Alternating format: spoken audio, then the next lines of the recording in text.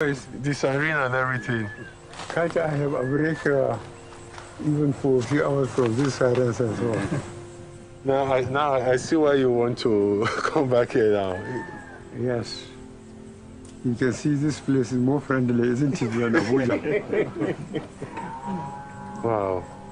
So how much do you miss it when you're not here? Well, very much so. That's why when I come, I keep my eyes very wide open, as if it was the first time I'm coming. This fruits bearing trees are growing very fast. Yes.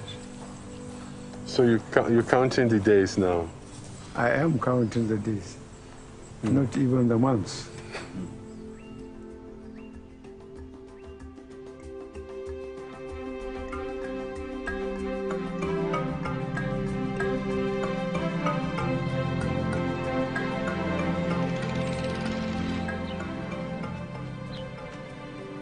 What amazes me is that if you know him now, to me, is the same Buhari I knew, 1953. He's a good listener. He will accommodate you, listen to you, and he will never fight back. If you are not hardworking, if you are not honest, if you are not dedicated to your duty, don't come near Mr. President Buhari. He has a very long face, but you have to catch up. He looks after the welfare of his staff, especially his close aides. He makes sure everything is well or is fine at home front, because he asks questions. That's how is everything going on? And whenever there's anything, he takes your problem, it's his own problem. The ordinary people are his friends. And then Kaduna, you come and see them in his sitting room. They are not only in the sitting room, but they are on his dining table, eating with him. There wasn't any day you go to Sultan Road #1 that you will not see people queuing, and that he will not attend to you. When he goes to his farm, the only thing you will know that he is not with them is because of his white dress and height. He mingles with them. When we're going to the mosque, we enter the normal place where other people are and join the queue from where we find it. We don't overstay our queue. And normally, during Christmas or Salah, the father buys a dress for his children. And from 1996, when I started working with him, up to this year, he will buy me Salah dress. Every Salah. So along with his children. So I'll have my own children, my own Salah dress. When my mom passed away, we were going to hold a commendation service for my mother in Lagos, and I just sent her some cards. I sent one to his house in Kaduna. Lo and behold, on the day an SUV just drove into the premises of the hall, and I went to welcome whoever was in it. When he opened the door and I saw him, I was shocked. So you could make it? He laughed. And he stayed with us throughout that service, a Christian service. A man they used to call a Muslim bigot. He stayed throughout that Christian service. It was one of the things that convinced me that the man was not who people were saying he was. I first met him in 2007 because they were trying to meet pastors who could also, and not only pray along with them, but who could identify with him to remove the toga of Islamic fundamentalism, which he has been labeled with for too long a time. I saw him as a forthright person, an incorruptible leader, and one that was ready to bring about discipline to our society. He's a very self-effacing person, also very witty and humorous when he's comfortable in the environment he is. He can be surprisingly shy when he's not comfortable, he's amongst people who he's not accustomed to being around, and he can live in his own skin and say very little. But when he's comfortable, he can be a pot of good humor. I got to know him from about 1976 when he was the Minister for Petroleum. And I was working in the presidency. You know, he has this expectation of people to take their responsibility seriously. He gives you an assignment, he expects you to carry it out. Mr. President.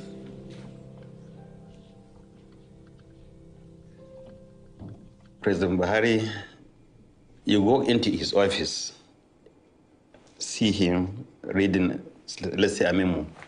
You not even notice you are there. He puts in his 100% on that memo until after he reaches the end of what he's reading. He does not even know somebody is there standing.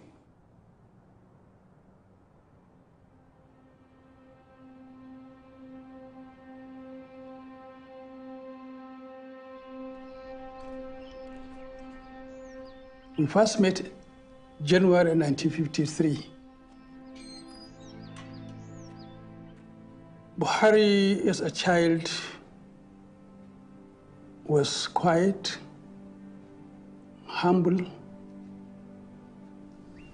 and reserved.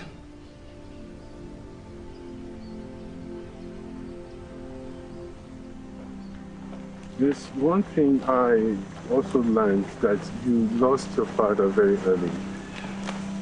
How was that growing up?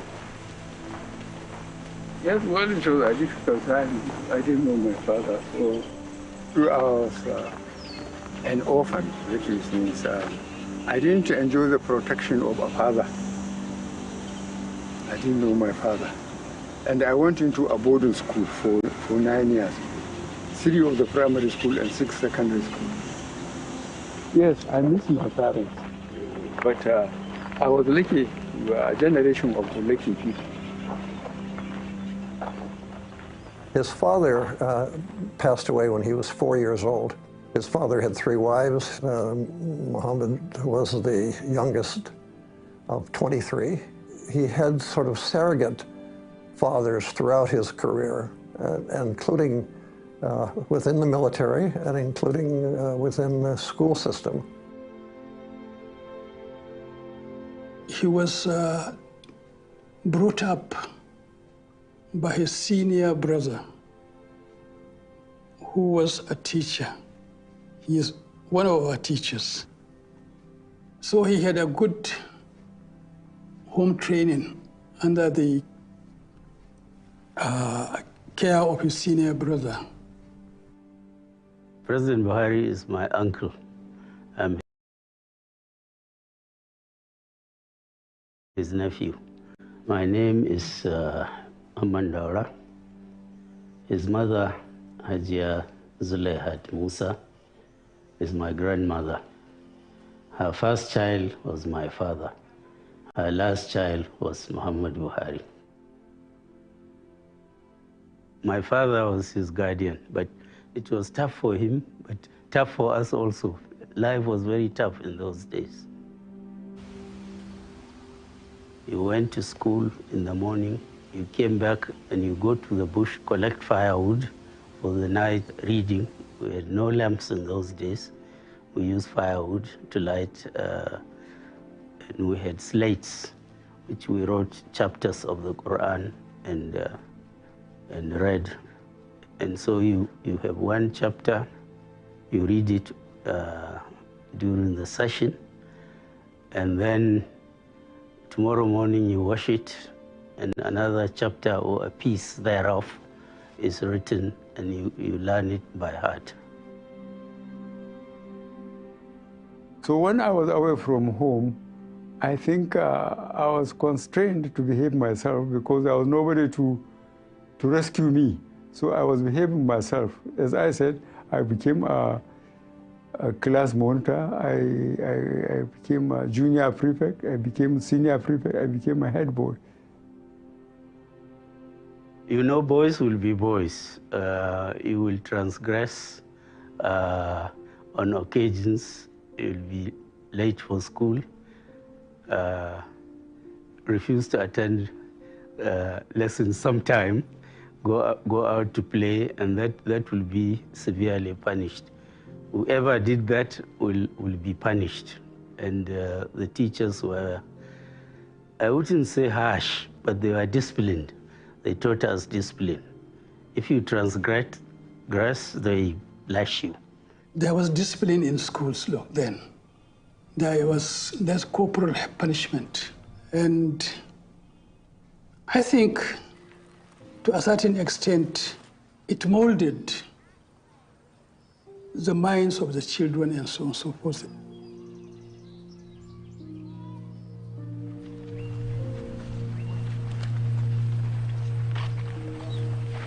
Our generation was very lucky. Our teachers were absolutely committed and dedicated.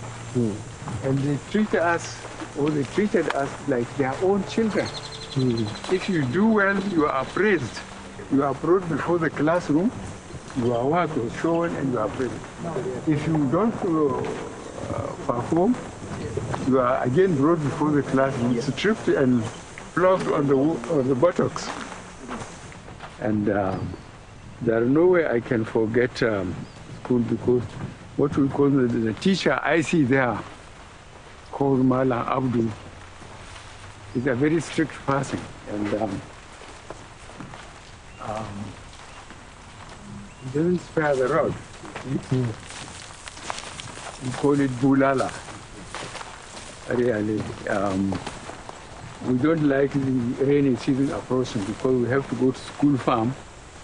You wouldn't be late there, just like a classroom.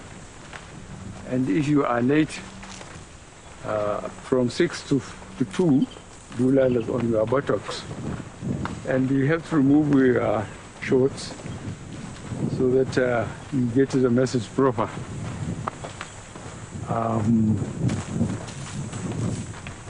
Among the teachers, I could only again remember our Arabic teacher. No matter how hot it is, he comes in with a turban. And every week we are given to recite part of the Quran. Every week. And the only thing we can do to avoid it is to report sick if we haven't recited the part given that week. So we report sick. But even if you report sick, then you are stopped from going to a breakfast break until you recite the verse you are given in the class. So you didn't get too much Bilala because you are always like a leader in class. You will be very surprised. I got a lot because I try to avoid going to the school farm. And if you miss it, you are not allowed to go on breakfast break. So you will have no break until the school is closed. But what I do between the first whistle and the last one, I go over the wall of the school, rush to home, and sometimes I'm eating up to the time I'm going to the classroom. And no one could forget those days. Trying to be clever by half. How did a boy from Daura end up in Liverpool, straight out of secondary school? I was picked from here, and then the whole of the north, again, I was the only person picked to go to UK, recommended to go to UK, Elder Dempster.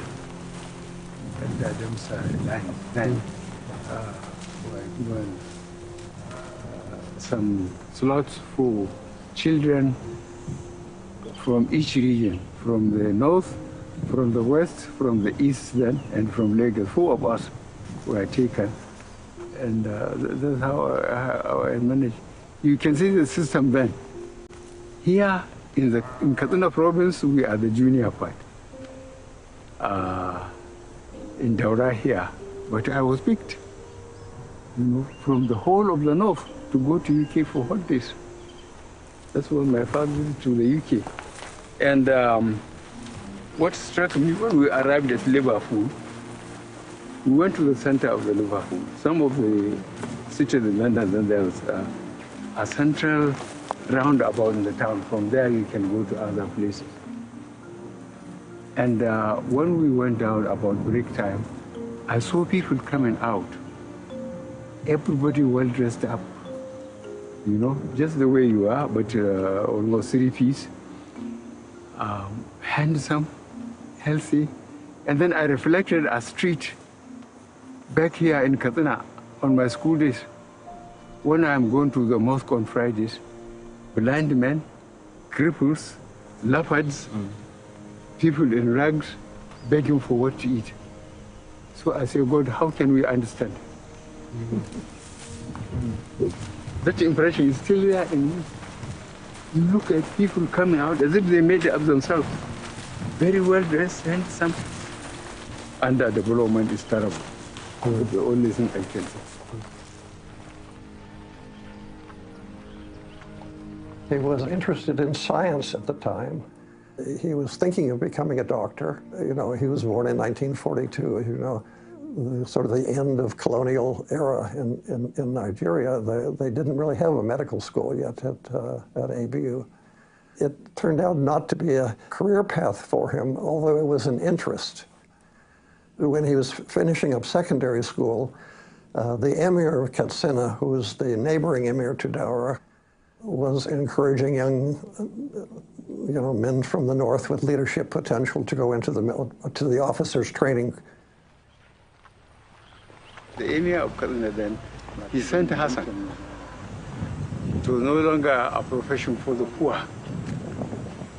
My height was a disadvantage to me. Then there were cadets only in government colleges. The minister and the prime minister told the minister of defense. And then Katsina had a cadet. And then a retired ex-World War II veteran from Katsina was made to be in charge of the training. Just because of my height or something, I was picked to be the sergeant. So from there, I was impressed by the military discipline and so on. So when I left, I just went straight to the army.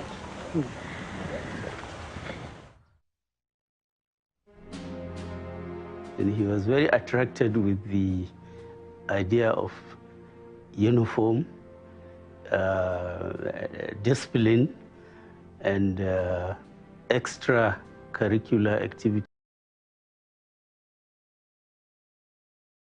like night exercise and drills that attracted him very much. And he was eventually, plus he had a few friends like Shehu Eradua, may God have mercy on him, and Jega, Emir of Gondu, and Magoro.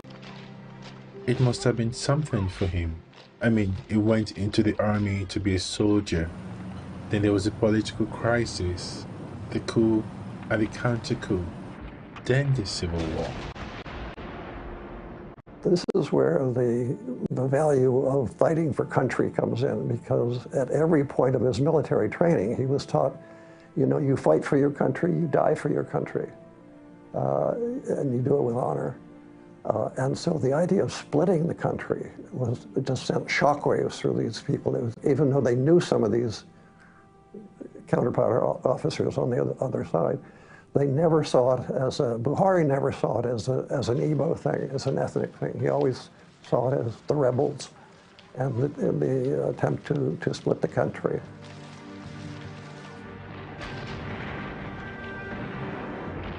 His battalion, the 2nd Battalion Nigerian Army, he was number 2 in the battalion. They were the first to fire shots. A battle in which they were advancing and the opponents, the rebels, shot at them, and the fellow on his right was killed, the fellow on his left was killed. But he was unscathed. It was dreadful, dreadful.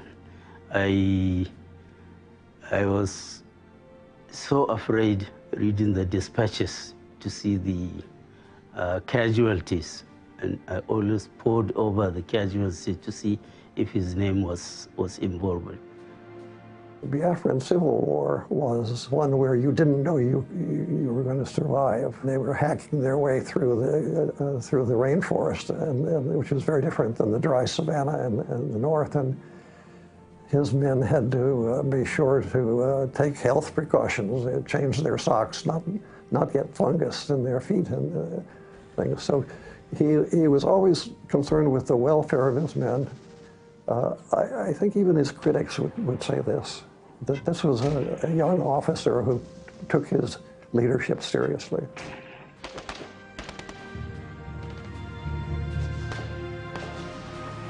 And if I tell you that I walked across Nigeria from Benue State virtually up to the sea when we were fighting the Civil War, the 30 months in the Civil War, I was always in the front within the small arms range for the 30 months. I was never relieved. But when I was sent to India and the United States subsequently to do my training, people were saying, why always Buhari? But when I was being sentenced to the front, nobody asked, why didn't they bring me back to their headquarters where they have time to drink and dance? This is Nigeria.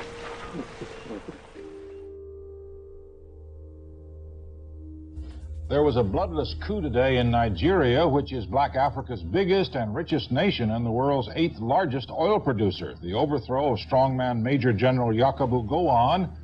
Fellow Nigerians, events of the past few years have indicated that despite our great human and material resources, so I heard you met the then Colin Buhari when he was governor of the Northeast. Way back in the early 70s or mid 70s, I was a young student, aged about 18, 19, and he was then governor of the Northeast.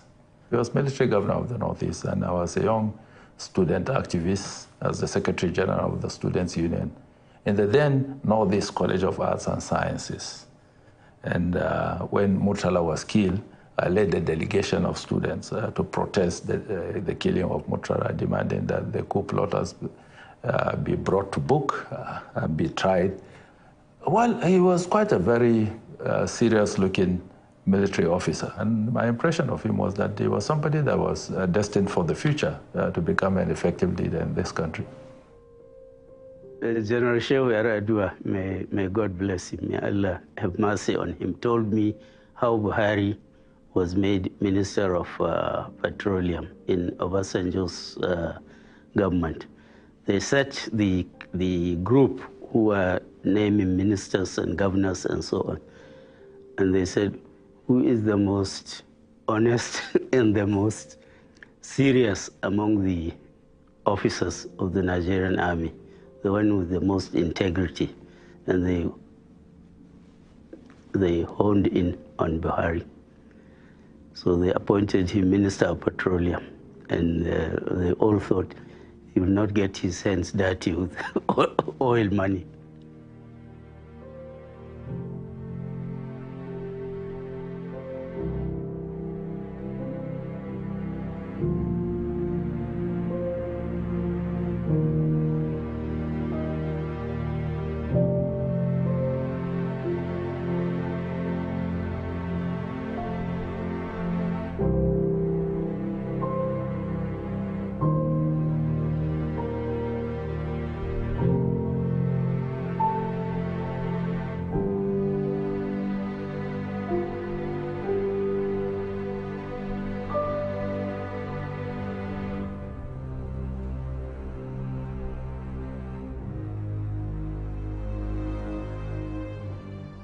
Fraud, indiscipline, corruption, squandermania, misuse and abuse of public office for self or group aggrandizement, which had assumed debilitating proportions in the last few years, will be dealt with ruthlessly, no matter whoever may be involved. It wasn't easy in the sense that I noticed a lot of things were going wrong, personally. People were looking for office just to be materially endowed or empowered. I thought it was wrong. I think leadership is a sacrifice. It was clear to the senior officers, including Buhari, that the junior officers were going to do something if they didn't. And the junior officers were taking their cue from next door in Ghana, where Jerry Rawlings had just taken over, a young flight lieutenant in the Air Force, and lined up and shot the previous senior military people who had been ruling the country. So the senior military people in Nigeria thought, we'd better stabilize the situation. We don't want another, Jerry Rawlings situation here.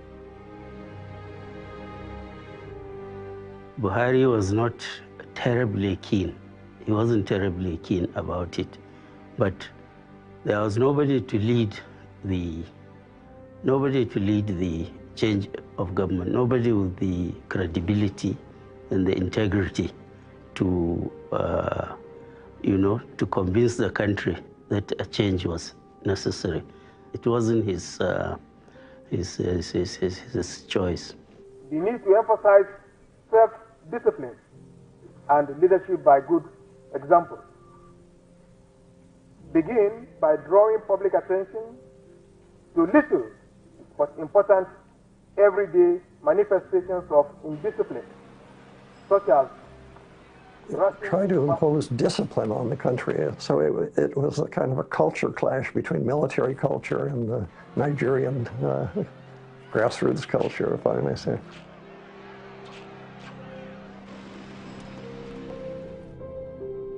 The night of the coup, you were with him, right?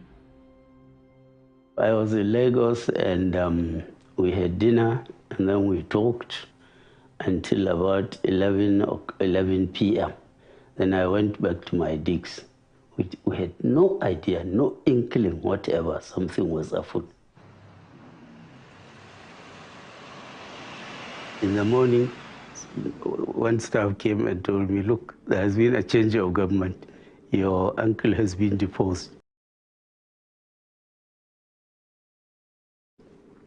The coups in Nigeria have a history of being very violent and very bloody. So I pray to God that they don't kill him or injure him or something of that nature. The people who know him well said he was aware, but the only way he could have prevented it was to execute, 6 or 8 of the senior officers, and he wasn't willing to do this. I think he prevented a more serious situation, because when you start killing officers, who knows where it's going to lead.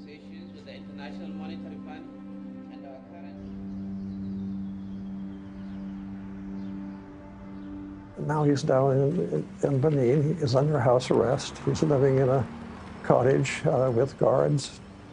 He figured that if Babangida wanted to kill him, he would be dead by now. So it was really a question of just marking time and using it to realize, well, this is the end of his military career, and it was possible for people to visit him, but only with the permission of General Babangida, who is now in charge. He was detained for 3.5 years. I went to see him regularly every month in Akure and in Benin. Very restrictive, and it's very boring, and he didn't know what eventually the government would do with him, and he was only released on the death of his mother. But throughout, I think his spirit never for a moment broke, because so many people gave me messages to tell him to say, please write to Babangida and tell him, since he has taken over, let him go. He said, no, I'll never write to him, I'll never talk to him. His spirit never broke throughout the 3.5 years.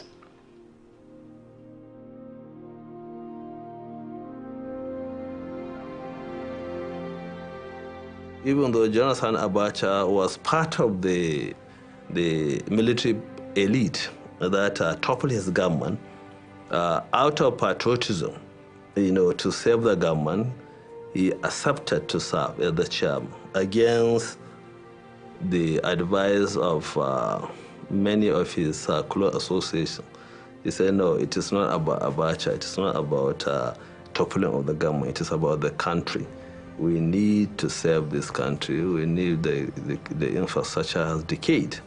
So he accepted the chairman, and quickly he assembled some professionals, largely young men, and we went into work. If you go down even to our hospitals to check, we see, if you see linens that are curtains, shielding the beds, besides the few procurements, you will see PTF inscribed. If you see the roads today and you go through from north to south, there hasn't been any corner you will go through without seeing the project of the PTF.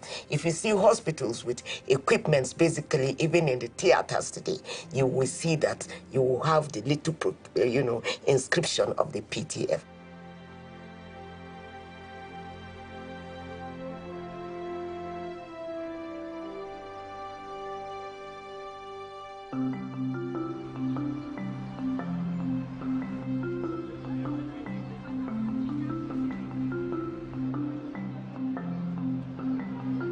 Nearly every week, some delegation from different parts of Nigeria were coming to see us in Kaduna, saying, look, you have to come and take care of have to come and lead this government. We're drifting. We're going back to the 1983 period. And he resisted this for a long time until both political parties sent emissaries to tell him that if he wanted, they will give him the ticket to run for the presidency. He succumbed to the pressure. On Thursday, 26th of April, 2002, we went to Daura, where he registered as a card-carrying member of the then APP, which is the second largest party after PDP at that time.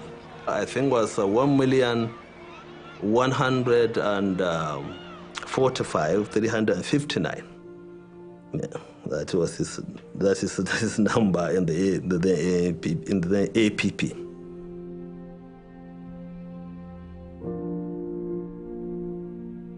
I received a phone call, and they said I should help them look for a vice presidential candidate.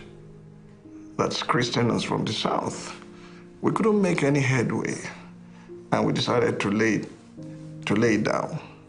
Until January 15 at 12 noon, I received a phone call from the general. He said, I prayed my own way, and I want you to pray. I would like you to be my running mate. My first response was, thanks, but no thanks, sir, because I'm heading a group, and I've given them my word that I will neither join partisan politics or seek an elective office. But even within the group, they said, you have been positioning us for days. We are now saying you must take this.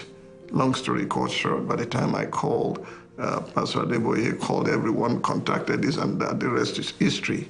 I had to team up with him to become his running mate. And it was such an experience that I cannot forget. Character, credibility, competence, integrity, those are the issues. And by the grace of God, 2011, we will have a new president.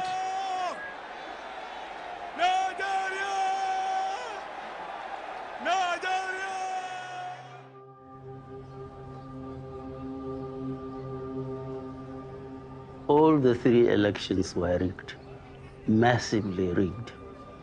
Let me give you an example. 2007, after our lawyer made his submission to the Supreme Court,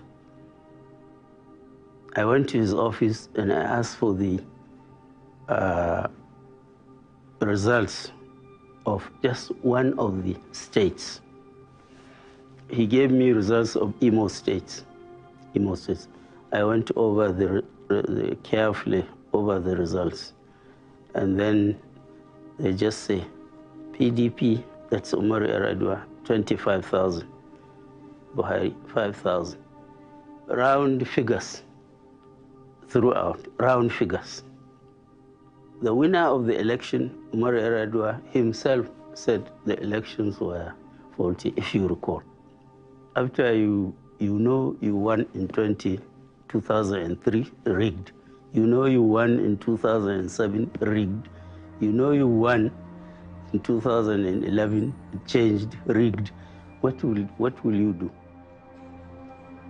In is the third and last one for me, since after it, I will not present myself again for election into the office of the president.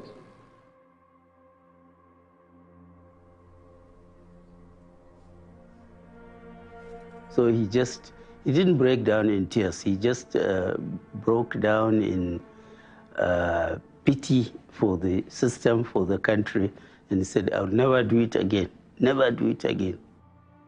So when this thing happened in 2011, it was worse than what had happened in 2007. It was worse than what had happened in 2003. So it is this thing, it is not the bitterness that he lost that worried him. And then he said, well, it will appear now that nothing is going to change this thing. It's like, well, it's a country of over 150 million. I have tried my best. I have made my own contribution. My contribution is not recognized, and surely it's better to keep off from this.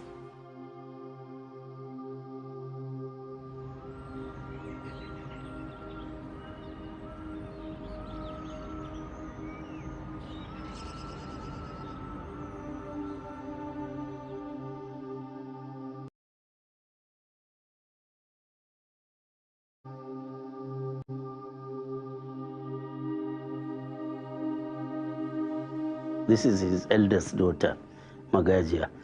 She suffered all her life with sickle cell disease, and then a confluence of events. A few days with the announcement, she also died. So that shook him very much. But I would say that the death of his daughter shook him more than the loss of the election.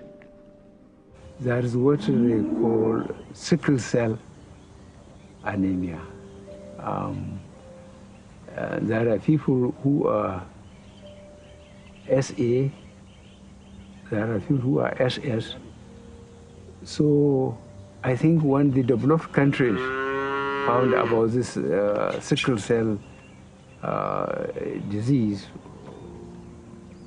they tried to stop marriage between AS or SS so that they don't have this sickle cell anemia.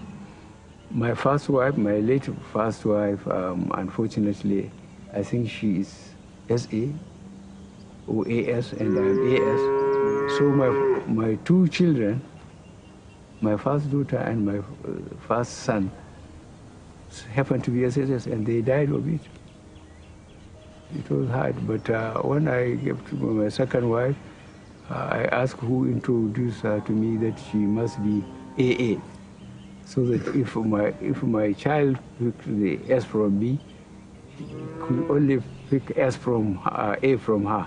So AS is not normally susceptible to the anemia.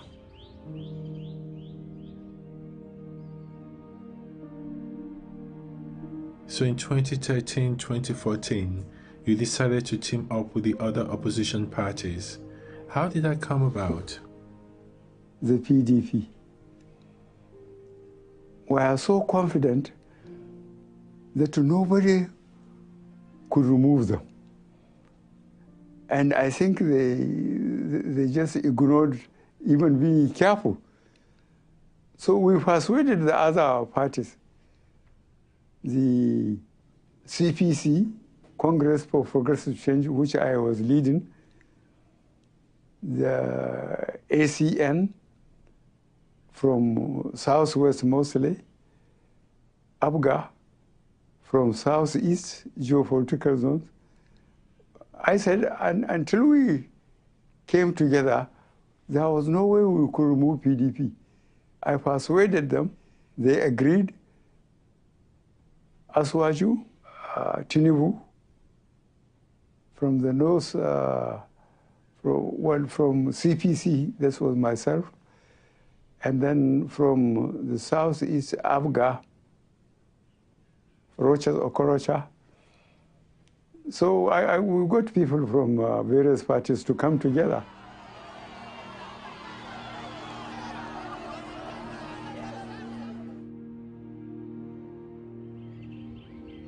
Now you had a strong opposition party, but you almost got killed before the election. I think Kwankwaso was very generous.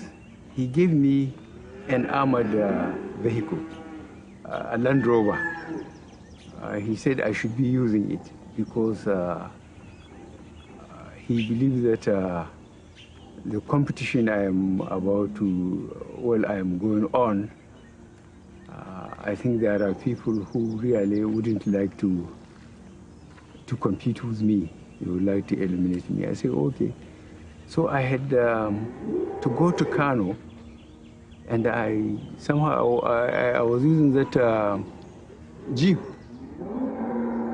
And a vehicle near the secretariat, federal secretariat in Kaduna, wanted to overtake us. My escort stopped them. But before we go on that overhead bridge, which was parallel to a filling station on the right as you are leaving Kaduna for Zaria, they just below the thing. And when I looked, I saw the pieces of human beings.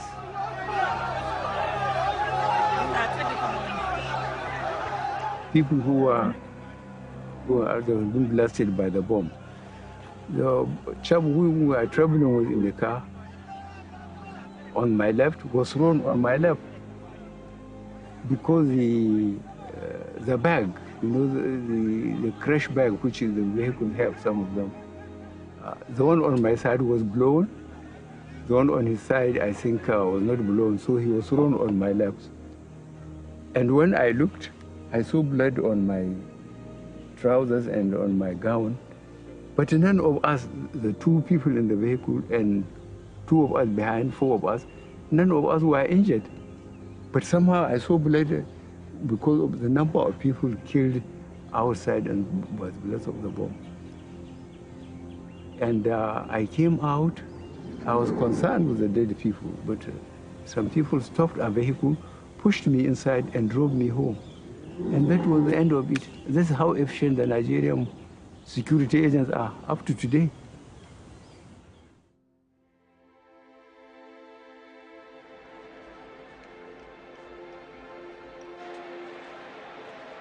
It is now my pleasure to hand over the certificate of return as prepared by the National Convention Planning Committee to the winner of the All Progressives Congress presidential primary, General Muhammadu Buhari, retired.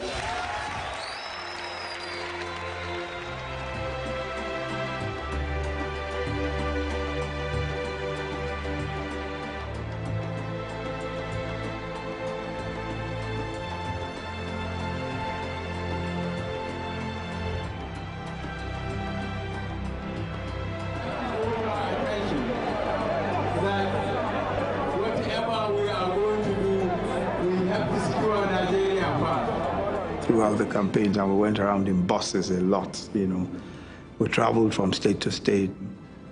You know, I recall in particular, we were at I think it was in Zamfara, where we saw these young people, and this always happened, of course, pressing themselves against the window of the bus that were traveling, you know, shouting, say Baba, you know, Baba Oyoyo and all of that. And he said, look at the faces of these young people. He says, the expectations are high, very, very high. He says, and they expect us to do magic the moment we get into office, you know. Look at all of that.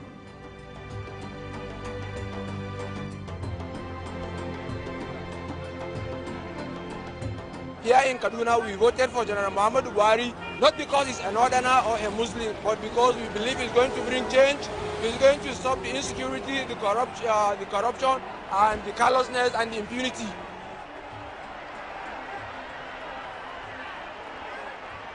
That Muhammadu Buhari of APC, having satisfied the requirements of the law and scored the highest number of votes, is hereby declared the winner and is returned elected.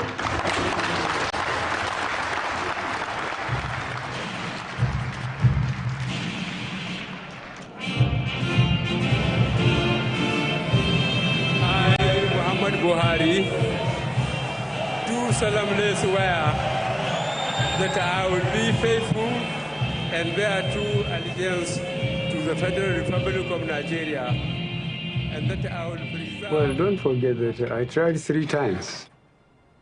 2003,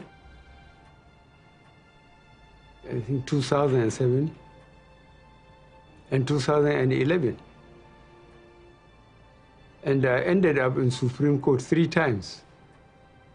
The first time, I went to address the pressmen and some Nigerians that were very curious.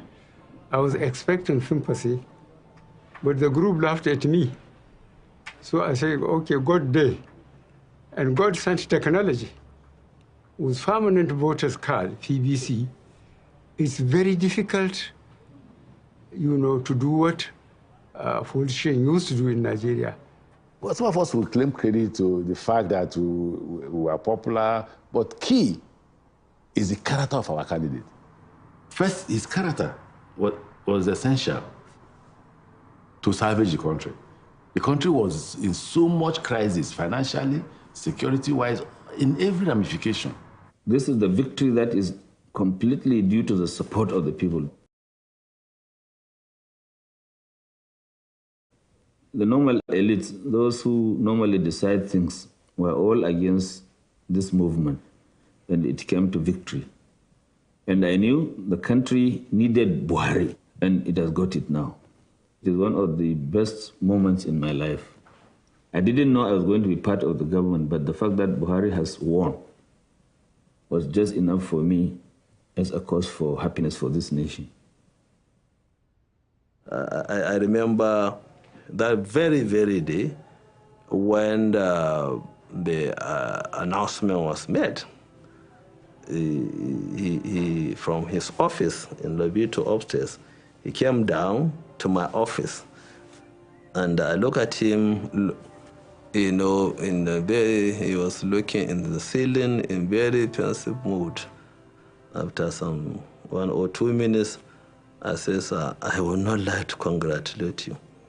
I would rather pity you. He said, thank you. Thank you. So we went out, back to his office. He is a man of inflexible integrity. He is also a very simple man, a very religious man, and also dedicated to Nigeria. If he has political views, is that Nigeria together is the best for all the peoples. He's a man of his words. He's a man of honor. He's a man of courage. He's a man of uprightness. He's a no-nonsense man. He has never, for once that I know him, done anything that will advance his selfish interest, either for himself as a person, for friends, for family. He believes in the ultimate goodness of each and every Nigerian, including those of us who work with him. Yes, he will discuss challenges with you, but ultimately he always believes that you will do the right thing. Muhammadu Buhari, he listens a lot. He is not too much in a hurry to take decisions, and he is also very considerate. So Nigeria is a very complex place. You need to take measured decisions because every decision you take will impact on the lives of people. So, but he is a very, very thorough leader. There are so many adjectives you can use to describe Buhari, but truly, he is a leader whose time has come, and he has led this country very, very well. Under no circumstances, the leader will probably be sending his people or be asking you to do this for him. Buhari has never sent anybody to me in the last 7 years to do anything for him or for the person. I've had the privilege of serving 7 Nigerian presidents in my public career.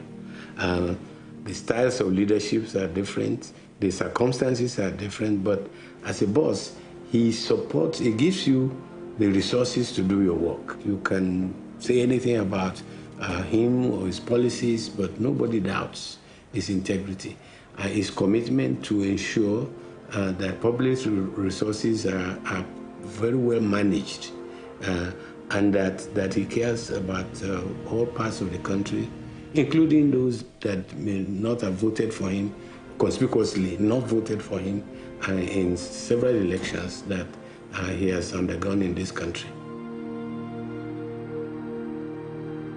His driver took me from his house to go to Governor El-Rufai's house. And when we got to El-Rufai's house in Kaduna, his driver said, "Daddy," he was referring to me, "I'd like you to pray with me." I said, "I beg your pardon." He said, "I call you Daddy." I said, "I do not pray the Muslim prayer. I can only pray for you as a Christian." He said, "I'm a Christian. I'm a member of Ekwa Church and I'm born again." I've been driving him for 10 years. This is the 3rd or so electoral process that I've driven him. I said, "You are a Christian?" He said, "Yes." I prayed with him. That was very shocking to me. Second thing that I received as a shocker, a serious shock, we did the first flag off in Kaduna. It was such a mammoth crowd. And if anyone will be pushed that day, there'll be a serious stampede. And then after the flag off, we got to his home and he staggered. And he said, "Jesus Christ of Nazareth." I said, "Excuse me, sir?" Because I would have said, "Is that a swear word?" And he looked at me and said, "Pastor, you don't have monopoly of Jesus Christ." I said, "Okay." I calmed down, I left it. Then we were in Abuja. And early morning I was going to his hotel apartment, Presidential Suite at Transcorp Hilton, and I met his bodyguards at the door. And one of them said, "Good morning, sir." "Good morning, Daddy." I said, "Why do you call me Daddy?" He said, "You are our grandfather, actually, because our pastor is your son in the faith. We go to Lighthouse." And I say, what kind of a man is this? Never at once try to hinder my faith or to try to be irritated by me. And all around him, a cook and this and that were Christians.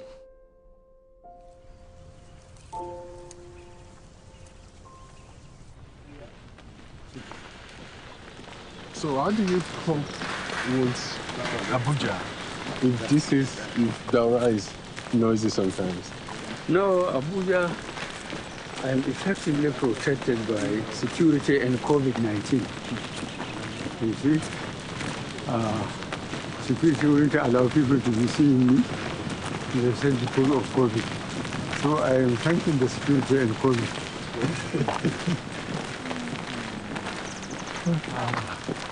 Where do you find the energy? You'll be 80 in December. Yes. You walked from the mosque today. You've walked almost an hour now. So where do you find this energy? I mean, I'm younger and I'm tired. Yes. If you are a village man like me, I think you would have been stronger.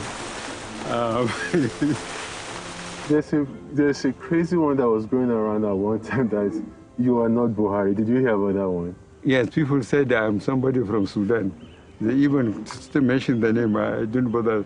Nigerians, when they don't understand things, they create their own mysterious way of explaining themselves. Does it help that you have your sense of humor to find those things funny? No, it's not funny because those who are advocating or who are making those statements, they just want to be cheeky.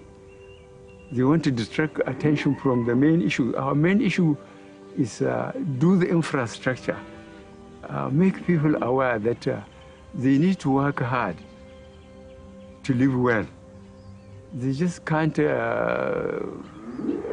enjoy life without earning the respect of their communities and so on. After you leave the presidency, yes, what are you going to miss the most about the presidency? I wonder if I'm going to miss much. I think I'm being harassed. I believe myself that I'm trying my best, but still my best is not good enough because there are people around that think that they can intimidate authorities to get what they want instead of going through established systems, and earn whatever they want to earn. There are still people who behave, who are clever by half, let me put it that way. When I left secondary school, I came back here. This is my base. Coup, counter-coup, civil war, coup, counter-coup, detention. I have gone through it all.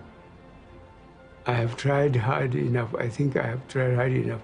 The results are obvious, and I'm praying very hard that I will end up well.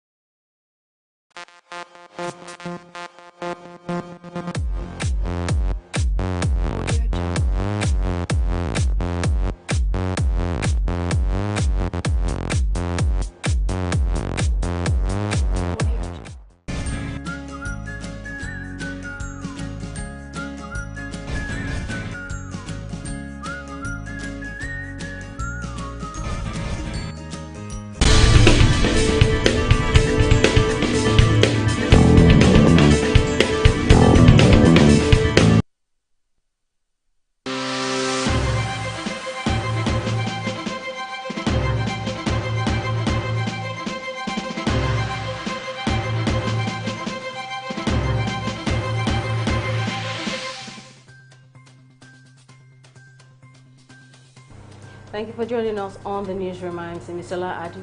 The story is trending at the moment. Governor of Lagos State Babajide Sanwo-Olu has called for unity in the state amid the divisive rhetorics that trailed his re-election bid.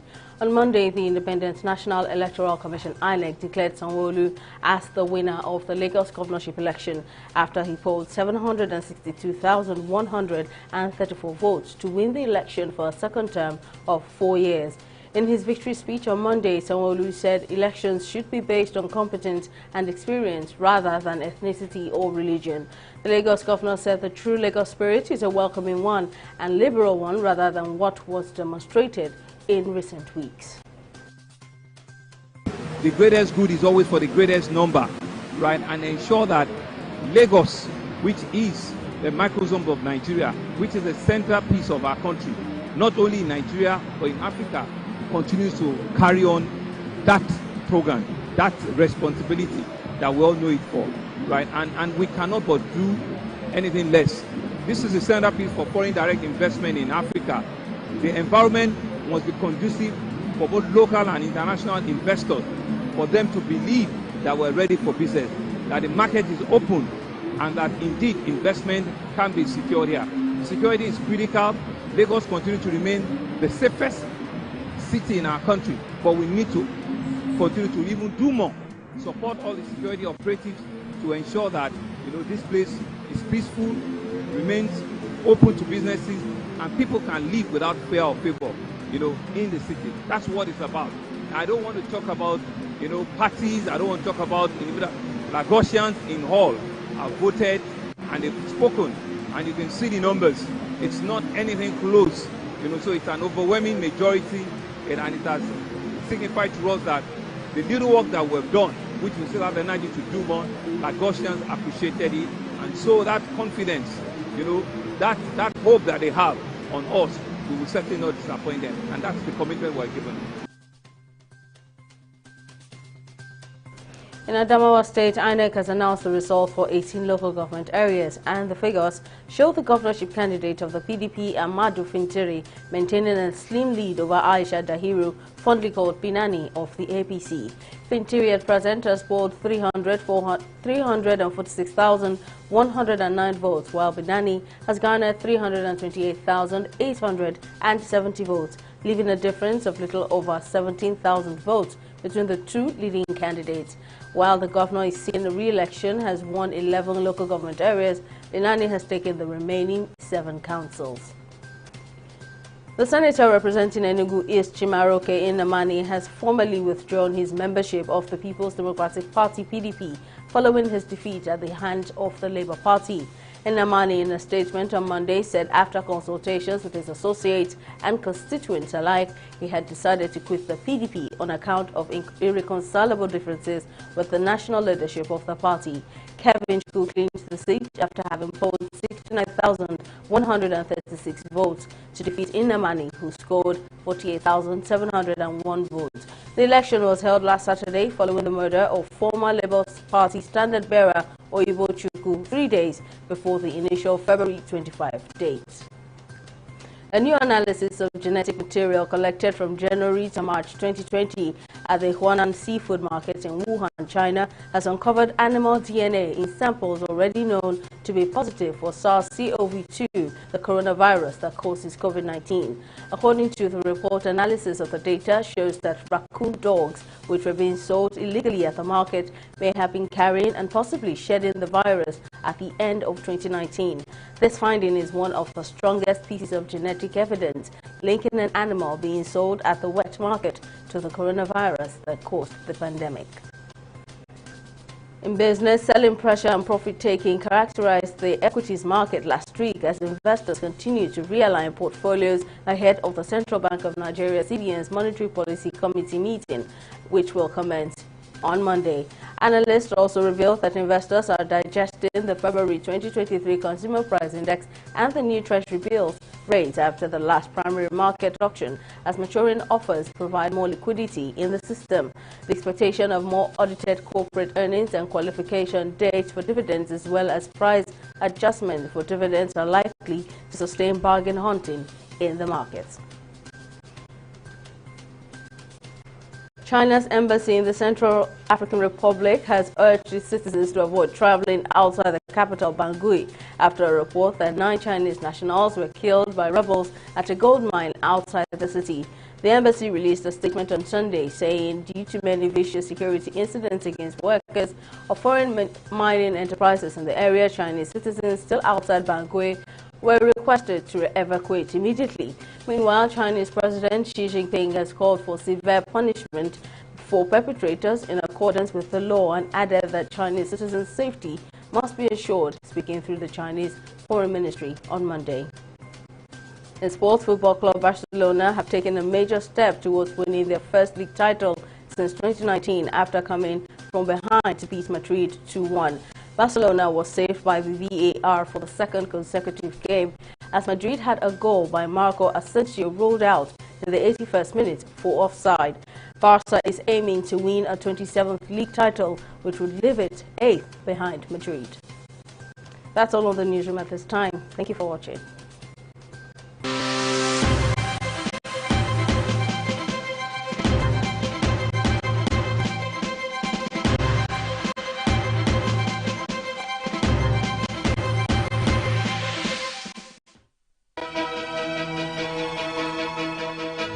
Opinions are free, facts are sacred, but truth is universal.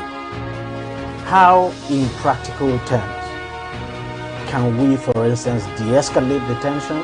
President must see himself as the President of the Federal Republic. We know where the enemy is. 3 places. The Lake Chad Basin, the border area between Nigeria and Cameroon, and then the Sambisa Forest. On TV360, we give you a complete dose of everything. Opinion, facts and undiluted truth. I hardly believe what politicians say in this part of the world. A new Nigeria is possible, a future is possible. We delve into the issues, dissect it so that you can understand it, use it to take action. I don't think there's any need for any governor to look for grant for ranching. TV360, dissecting the issues.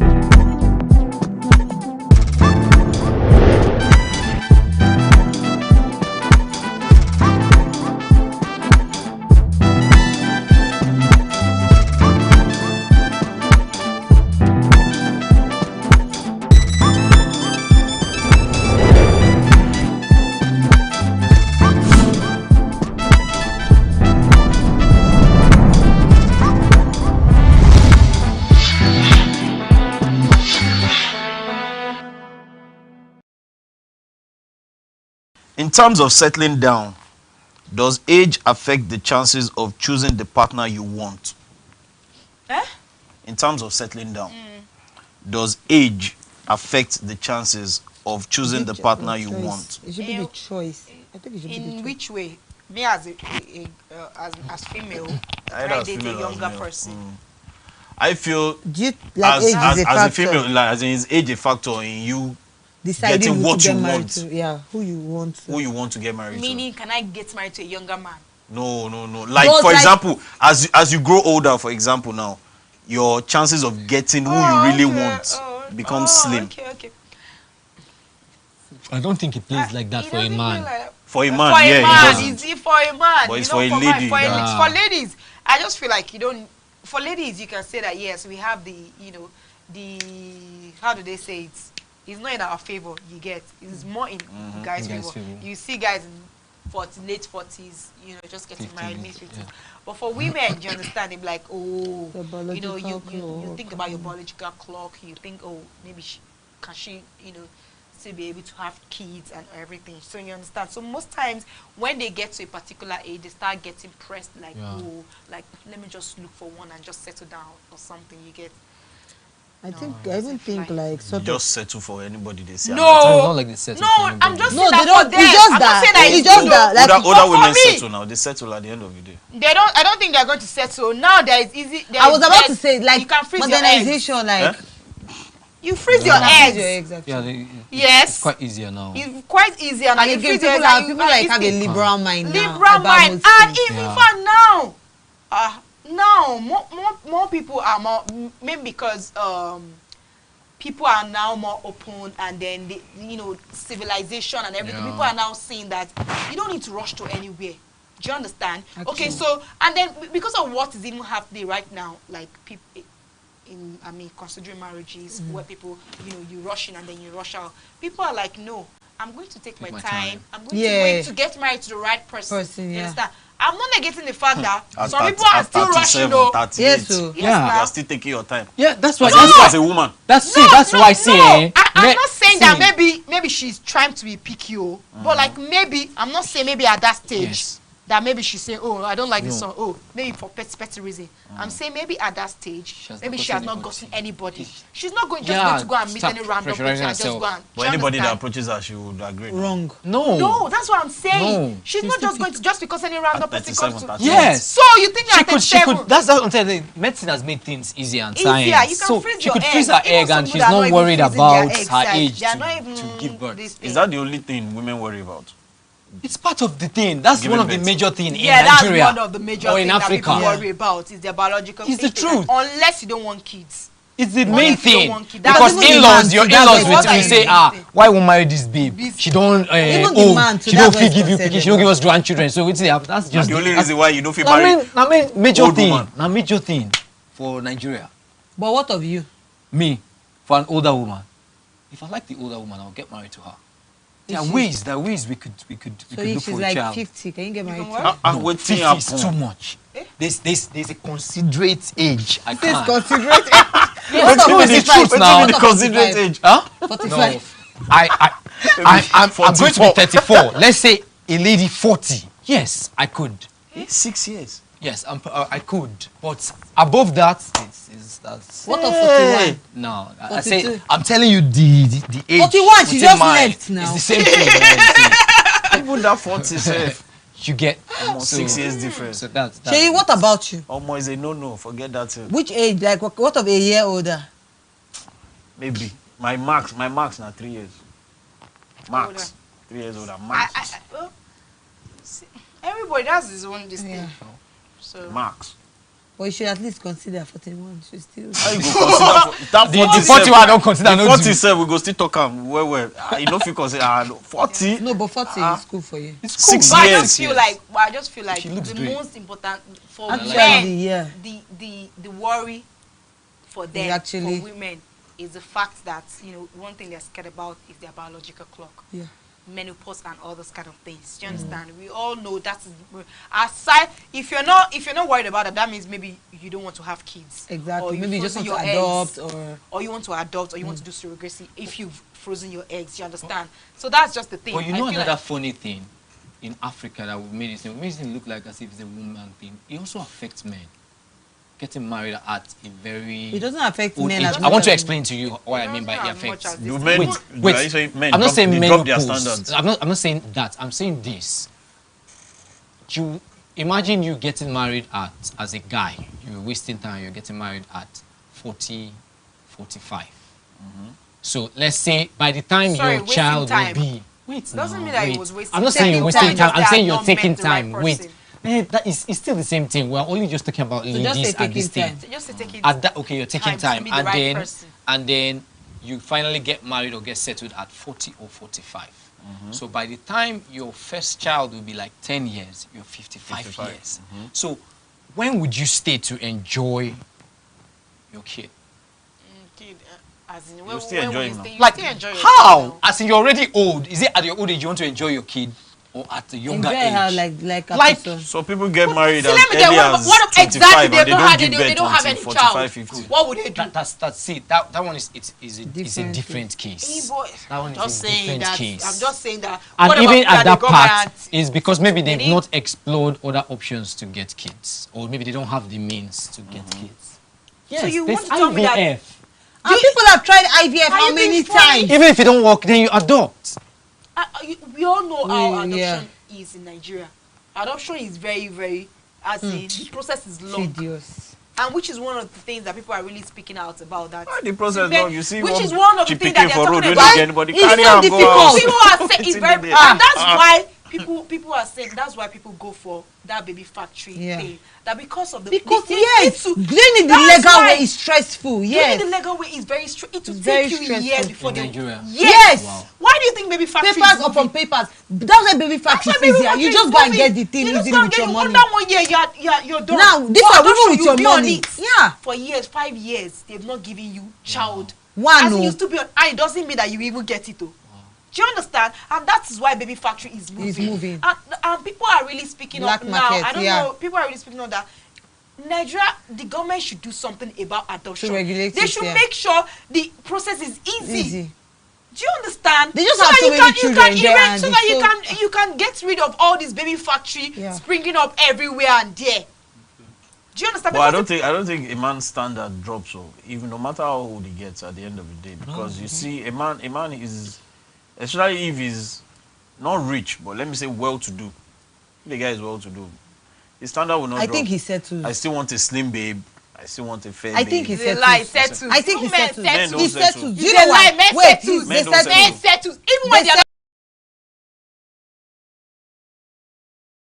old. Men don't yes, when they're not settle. Yes. Even when they are not old. Yes. Let me tell you how it works. Like when they're serious, and they're active, when they're serious, especially when their parents are on their neck. Yes, like, they settle. Before you know, they say, I didn't like her. She got pregnant for me. Corey, like when they're still very young. Those days that when they're still very young, when they're still very young and playful and they're still in the field and all, they do this girl. That's when they even have spec. When it's time to settle and they be doing that thing, they settle. Yeah. When it's time to settle down. Settle down. Yes. They settle. They settle for anything. They don't settle. They pick who pays them. No, it's not settle. That's when they settle. I don't think that. I buy with what they're saying. No, I don't buy what they're saying. You know why? Because see, let me explain to you something. How can you say guys? I've had guys. Let me explain something to you. I've had guys that. You won't be like this one ended up with this one. When they were dating, they were like, oh, if I want marry, see this kind of babe now, this kind of babe, this. And then finally, while they were dating, they had those kind of girls, those classic girls. And then when they're finally ready to settle, you just see the girl and they're like, God, I don't see why. I like guy. How far now? But no be this kind of person. Yes. Like what's happen? What the guy go reply you? He'll tell you saying a person way I just won't deal with. Now like a person will make me happy. Bam! You don't drop the standard. No. Drop the standard. No. Because before you talk say my standard. Hear wetin you talk. He say na person. Hear wetin you talk now. He say na person where I like. He drop the standard. He drop his standard because it just be like say wait. It just be like say everybody knows say I like beans. I like beans. Person can't give me ewa going. I can't dey chop ewa going. You can't say but you talk say na normal beans. Like why can't they eat ewa going? I still say I like this one. Pass this one. It don't mean say I settle. It means I prefer this one to even this one. How can you? No, you not settle. It was his choice. Because before he talk say what I want. Okay, let me use physical attributes. I want babe wey get big butt, babe wey get they won't come marry slim babe. Maybe the slim, maybe wear black, maybe and before now 5 years they get big butt. But calm down. If he be say he see something for that slim babe. When you know but the makes him say he compromise standard. No, he not compromise. He upgrade himself. He not be compromise. You know what? No. Not think like that. He not not compromise anything. Okay, so why is he chasing? Why is he flirting with that his spec outside? They will not be like, why is he flirting with his spec? His spec outside. Yes. They will not be like, look at it. Like you get, like after you not come marry that one, you not be flirting with his spec outside. You see that one? Why? That's a different topic that we cannot delve into now. Okay, good. Men naturally, no matter what, they like are variety. promiscuous by nature. Okay. We have discussed this issue. We don't discuss them before. Now I say more no delve into this thing deeply. More no delve into them deeply. Let's not go into it. There is a very high probability for a man, even a married man, to still look outside at the end of the day. Because men, our eye know they stay one place. Now so it be. No, not a loose man. Now so it be. It takes the grace of God, serious grace of God, serious grace of God. If not because for of a man, religious belief. I did tell you, if not because of religious belief, if not because of religious belief, and then some form of morality, no be lie. Virtually all men. Oh, that's like inbuilt, inbuilt. No, I'm not saying it's not. inbuilt. So why is it there now? So why is it there? Why is it there? It's not. I agree. I'm it telling is you. inbuilt.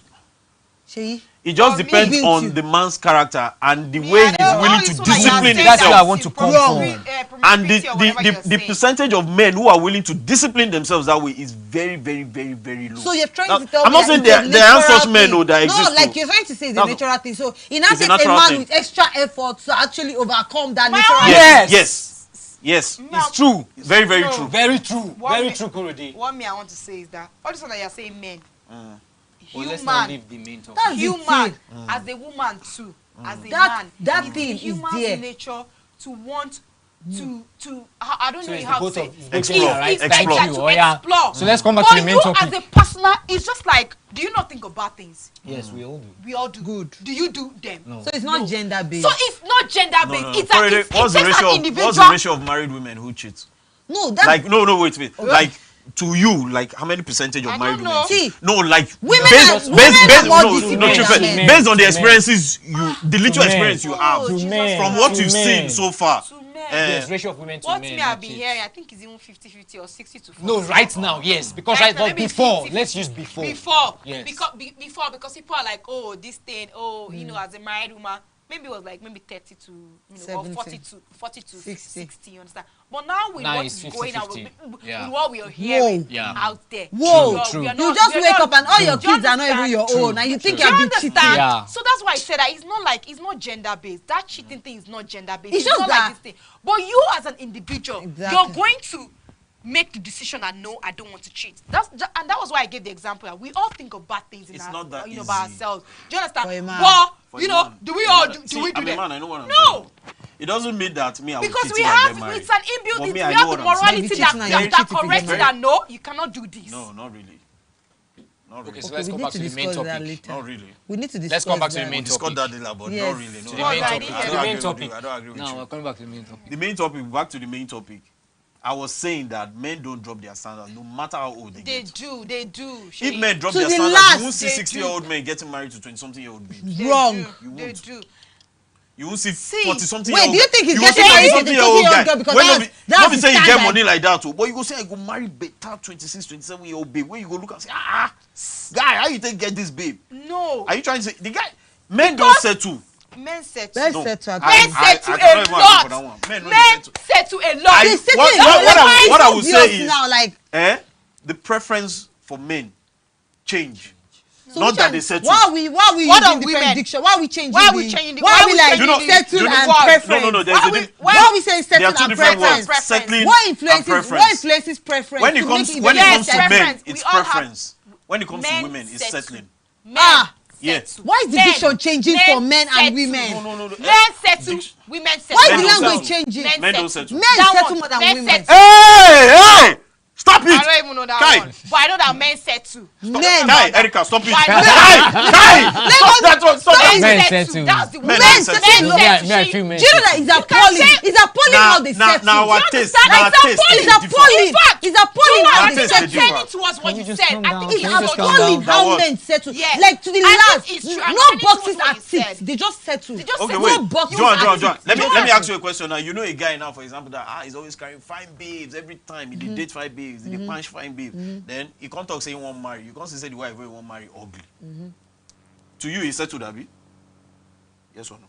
He settled now. Because he don't carry fine babes. But when he won't come marry, now ugly baby carry. He settled because he's not going to be cheating on her. He settled. He will not go and be cheating on So what's the use of him settling? When he still has those fine babes at his beck and call, doesn't that tell you he didn't settle? That tells me that when we are talking of settling, no, it's not confused. No. See, when we are talking of settling, we are saying this guy does not have a choice again. He just has to make do with what he has. That's my own understanding of settling. That he not get any choice. No other person there for him except this person. But these other people still there. That is not settling. He made his choice. He decided, oh, I've seen all this fine babes. Really? Now this ugly one I want to pick. That's not what. That's not settling. They be like, oh, at time don't they go. Like, guys, she don't disturb me. And now this girl agree. Like, no time. That's not settling. It's settling. That's not settling. That's not settling. Because the guy, he no go carry person where you know like put for house now. Still set. So you go carry person where you know like put for house, even if they pressure you. Plenty guys don't do them now. When they know like for anything. Like a kind of like let's say like let me use one. Let me use one. Or I know it was a royal family. And the rule of the royal family. Wait, now it's the same thing. Wait, and the rule of the royal family is any girl when you give belle outside. Yes, you have to marry her by force. Now still settling. No, that was different. I'm talking of an instance where a guy has a choice. What about guys? No family obligation. What about guys that they had no cultural obligation. And then the girl ended up getting pregnant, and then they were like, oh, there's nothing you can do. You have to marry our daughter. Who says so? And they will not force the guy to marry her. Doesn't happen. Say it doesn't happen. No, I know it happens. So what were you trying to say? I know it happens, but that one you can't. Well, maybe you can say it's settled, settling. Based on what happened. Based on what happened. It is based on what happened that it's settled. However you want to spin it. You're trying to streamline. You're trying to box this conversation. You're trying to streamline. You're talking choices. You're talking settling side by side choices. These are certain actions that they have carried out that influence their choice. Okay, wait, John, let me ask you. But eventually, let me ask you this question now. When someone is settling, when you say someone settles, does that person have a choice or not? Does he have a pool to pick from? In some cases, yes. Yes. And he settles. Yes, and he settles. Yes. That's not true. Yes. That is true. When someone settles, it means you don't have a choice. You just have to pick that person. No. You talk say this person give person belle. He no get choice. And then people they don't tell him say you must marry him. You must marry him. He no get choice. He had a girlfriend, but he just had a one-night stand. And the girl now got pregnant. Yes, he doesn't have a choice because he himself, I'm sure, his family members, all of them would have already told him that, Ogbeni, you don't give this girl belle. You must marry her. He doesn't have a choice. No, as far as he is concerned. But what I'm saying is, you can't compare it with a guy now. Where we say the example I gave earlier. You have fine babes. He now went to carry an ugly babe. It happens. He made his choice that okay, I don't want any of this fine babe. I want this one. Why? Meanwhile, those girls probably he saw that this one will be a good wife. She'll give me peace of mind. She'll be able to cook for me. She will answer to my beck and call, unlike all these other ones. And he decided to choose her. That is not settling. Okay, so what's okay? He made his choice. So what is happening? What is going on in marriages whereby the men they were like, I didn't even I just married her because she was just available. Yes. What's going on there? Because she was available. Yes. I've not heard that one before. You have not heard because she was available. You will not hear. I just married the girl. I married the girl because she was available. Yes, I've even seen a scenario like that. I know you say you've not heard it before. No, I'm not honest. I've not heard it. That she was just available. I don't understand. Available to be married. Available to be married. That's why I not married her. There's no certainty that because you have a particular spec or something, it doesn't mean that you are going to eventually find somebody to get married to. Men settle.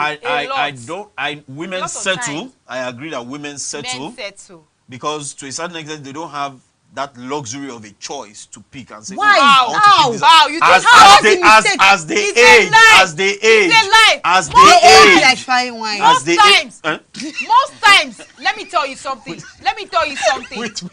Shut up. Yes. You heard me. Yes, they do. Yes. Let me tell you something. I'm not talking. Some of those girls, do you think that maybe they don't have any girl that is asking them out? It's because they probably just not seen their choice. Yes. At 36. Yes. Because they've not seen their choice. Yes. 45. Why is it impossible? What are you talking about? Are you kidding me? It's not as if maybe they don't. There's nobody asking. It's just so wait, Shay. Don't let these girls No. We already won comfort. Don't let them win you, please. No. I've seen it play out. I've seen it play out. Make any sense. So what you're trying to say that when you're 45, you cannot get married again? Who? As a woman, 35, 36, you don't have the luxury. You do. You have a choice. You do. You don't. You can make a choice. You can reject proposals. You reject proposals. You go dead there at 45. You go dead there. You go old. See, let me tell you something. You go old at 45. Any man will come meet that woman. She go marry. At 45, there are some men you can't get married to. Even at 45, I'm saying, but at that point, you don't see. You know what? Emmanuel, I think the image of the lady you are painting is maybe 13th century or something. Yeah, if you're thinking of modern women these days, you cannot be talking like this. They will not care. In Africa, they would rather remain in Nigeria. It's not true. Now lie. Don't say that. Now lie. Now lie. To that part, yes. Emmanuel, it's a lie. We have not gotten to that point. We have not gotten to that point. Are you kidding me? In Nigeria, we have not. My dear, we have not. We have. Whoa. I don't understand. Are you kidding me? It's just the few ones that people are looking up to as celebrity. We kidded you now. I'm not a lie. I don't agree. These are not even celebrities. These are not even celebrities. The image of women you are painting in your mind is affecting you. There's nothing like that. I say your family cannot even allow you at that stage. They don't allow you. Say make you just stay. How many women do you think can stand family pressure? How many? Can you stand? Even you. Yes, I can. You've not faced it. Yes, if you faced it, you will know. Yes, I can. Once you get to that point, I'll know if you can. Man, you not face family pressure. Can you face family pressure? Men don't know how to stand pressure. Hey, Jesus! Men! Especially when they are bomb. Joanne keeps shooting this gun. This evening, boom. Men do not like this one. Will not agree. Boom. If you are talking of anybody that stands pressure, please. If you're talking of anybody that stands pressure, easily succumb. They could have been dating a girl for like 10 years, and then before their mom comes and says, "Look, and they cannot do like my mom is on my neck. She's standing on my neck. I can't help me. And please, she wants her. She found her, and they'll be like, I said, you don't be like, are you telling me that you cannot stand and defend our relationship? You don't understand how my mom is. Men. Men cannot stand pressure. Men cannot stand pressure. Now women that thing they catch the most now. Not men. Women are more strong. What do you to call this thing? What do you use to call it? My mama said. My mom said in Igbo. Name C or something. Mom C. This thing. My mom said. You put Anna Brandon. My mom said. My mom said. One Igbo man told you that. Oh shit. Women are more strong-hearted than men. Men do not have the wherewithal to especially when their moms start coming to tell them that see this woman. She's not from the same woman. She's a city woman. City woman that will come. That will not be following other men. Look how she's dressing. See how she's dressing. No, but he'll not be like, but I've been dating her. It's like the picture people are painting is the 13th century picture. Modern men, look at them.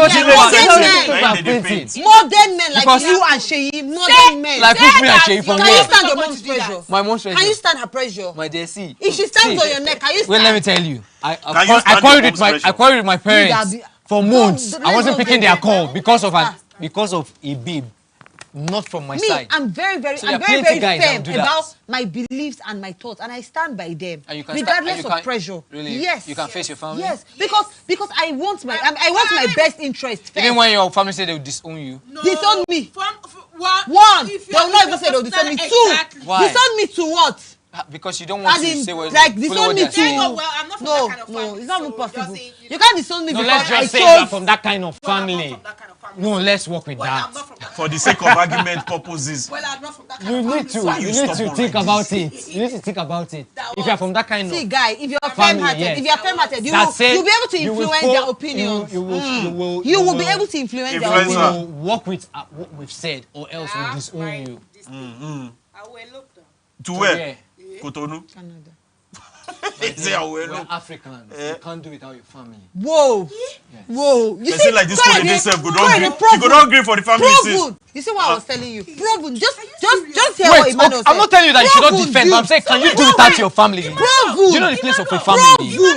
So what you're trying to tell me? So you're saying that they're not toxic families? Like they're not toxic families? And today their parents are, but the ratio to men is lower. My dear. No, wrong. Men go against their parents the most than women. It's difficult to find a man that is actually willing to go. What he's saying is the truth. Let's not argue it. Let's not argue it. It's difficult to find a man. Is it when the men that especially when they are mom, crazy, start saying, especially when they are mom. They'll just say, you see the women. I'm not saying some women can't be pressured. I'm not saying that they are. But don't come and say that a lot of women, they will just give in like that and say that, okay, I want to marry. They will elope. What you're trying to say is a woman will even stand. Fact, like women, there's so many times they'll be like, oh, I'll force my family because they never even supported the marriage. Exactly. Like it's just me and my husband and my exactly. Do you know that I actually know about a woman like that. So she actually fought. Her family were so wealthy, and then this guy, she actually liked him from her program. So she liked the guy, and her family, they vehemently. Do you know, like she left that city they were in. She relocated with that man against, like for a year. Even when she gave birth to her first child, like it was later, like they came around, like she still tells her story, and she's like, I stood by this man. Like it's not as if today he's like anything, like they're just fine. But still, like you can actually see the fact that okay, she's willing to go all out 100. Those women, that woman. Do you know how many guys have done the same thing? Do you know how many guys have done the same thing you are saying? Do you know how many guys? Now guys know they even send family safe. No. They bullshit family anyhow. It's a lie. This thing is saying. This thing is saying. Do you know the only part? Do you know the only time that men bullshit family are not is to engage in peer pressure? When it comes to the real thing, nothing. I'm telling you, you don't know. She doesn't know. That's why she doesn't know. Nothing. I said, know. I'm so sad. For her to say that it's only when it comes to peer pressure, that's when men flex muscle. That's when you flex muscle. It's to the family that men. You never see when man they climb, papa and mama. Say I don't want to see people in my house. Simple. And what are you saying? Yes. Yes. Those ones are in the movies. No, which movies? Which movie? Which movie? African Magic. Even this one you said is in African Magic now. Showcase. Where that she left her parents. She left her parents and went to that time. Only in African Magic. African Magic now. What's the name of the epic? And most times the girl's name is Karu. Hey! Karu. Or Scholastica. Honestly speaking. But you guys, the good thing is that you know the truth. What truth? The good thing is that. Back to the topic. I just know that there's nothing like it's only female that settles. I say it's only female. It's only female. Men settle. Wait, are you actually saying that it's only females that settle? No, they both gender settle. I don't. Wait. Some men may settle, maybe 2%. May settle. Really? You would never. Say you really? Before you know it. Before you see a guy that settles, Have you not met guys that settle? It is the guy's Have you met guys that what he prefers? Oh, suddenly his preference when he got married to the woman, then his preference rebranded. There was a rebranding. You know when a guy settles, like the example you guys gave. Maybe for example, he impregnated someone, and then the family said you must marry her. He has to settle for that one. That's not the only. But not there when are some people a guy is still like, 30. You not even be like, why did you now marry this girl? Exactly. You will pick his spec. Do you understand? Why did you marry this girl? You'll be hearing things after a week of marriage. Why did you marry this girl? They're fighting. They never even show this. You like, why? And he's already like. It's due to other factors. It's not because he settled. No. It's due to other factors. It's because he settled. Probably he didn't know her character before. When she got in, he had now said something. He didn't know her character, but his preference changed. But he didn't know her character. I thought it was character that made him settle. No. I didn't say it's character that made him settle. So after so 1 week you now saw her character. Before the wedding you didn't see her character. After that one. Her character adjusted. There was a shift. Do you think you will know the character of your husband 100%? Okay. Yes or no? No answer. Yes or no? Who is talking 100%? Will you know the character of your husband? Does he know his character 100%? Wait. Even him, he doesn't. They always don't. Even him, he doesn't know his character 100%. Will you know the character of your husband 100%? You can never know know anybody's character. So what are you saying? What am I saying? But you should know enough. You should know enough for the marriage to be sustained. You yourself. You cannot even know your character, Sheyi. Yes, I agree. I agree. So you cannot know anybody's character. So what you're just saying now? But no, you should know. You should know enough. You should know. What you're saying does not make sense. You should know enough. You should know enough. You just said now that have you not heard of situations where some people get married and after 1 week, 2 weeks they are fighting?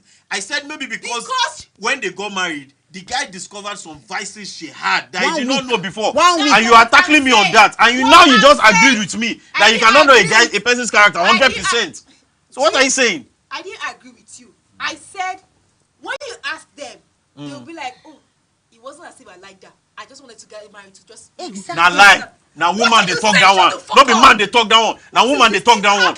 It's a lie. It's not no guy will say that. No guy will say that. That I just married her. No, it's not possible. You know, I just married her. That what? No. I don't believe. I don't believe in that. Just calm down. Do you know what I'm saying? You cannot have issues. You cannot have issues in marriage after 1 week. And I know that you cannot know somebody's character 100%. I mean, people don't even know themselves 100%.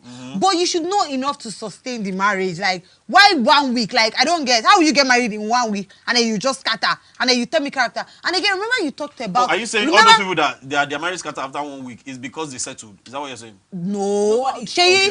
No, I just wanted to clear that. Sheyi, you know what? Okay. You know, the thing is that with this whole marriage thing, you can't just pinpoint and say this is that.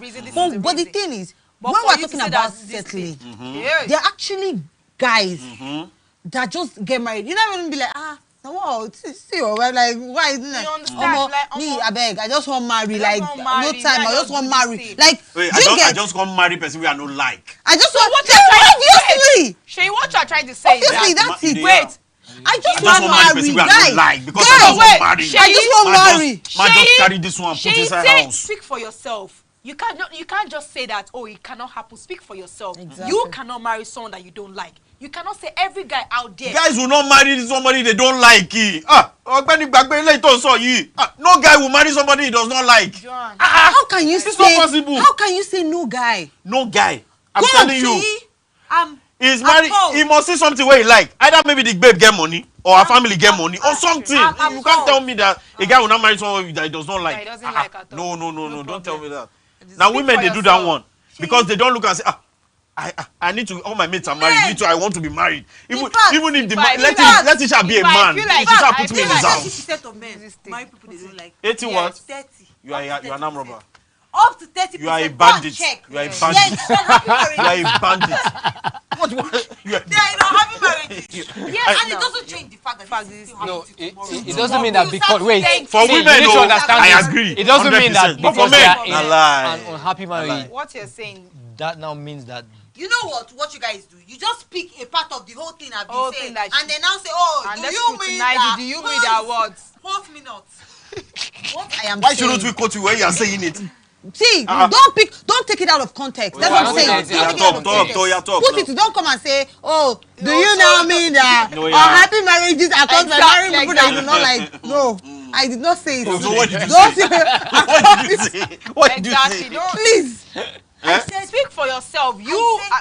I'm speaking for the men race because I'm a representative of the men, and I'm saying it here now, and I will keep saying it. And Sheyi, you will settle. Me, it's not possible. It's not possible. You'll be like, it's shocking.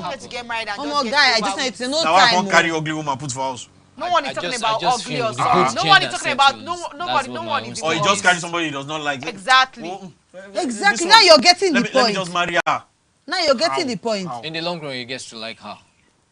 Probably. I don't know about that one. That one, if it happen, can happen, bro. If it happen, I'm not doubting that one. I'm not disputing that one. But what I'm saying is that there must have been a he go get something where the guy like something. Yes. He chose her. It's not as if he didn't have a choice. He chose her. Exactly. Do you know what she is trying to do? You know something? Some guys, they feel pick ugly woman. Say they won't marry this ugly woman because they know. Say if I put her for house, if I say sit down, my peace didn't guarantee. My peace, you don't get my point. So it's not as if he didn't have a choice. He could have decided to go for that figure 8. and put her in his house or another person. But because he don't know, say even Puffy go, hey, if you don't tell her, make she sit down, make she sit down. So he decided to go for someone that he will talk to and that person will listen to him. So he had choices to make. He had options. Yes. When you're talking of settling, the person who get choice. Are you saying now that? This is what is on ground. Let me just take this one.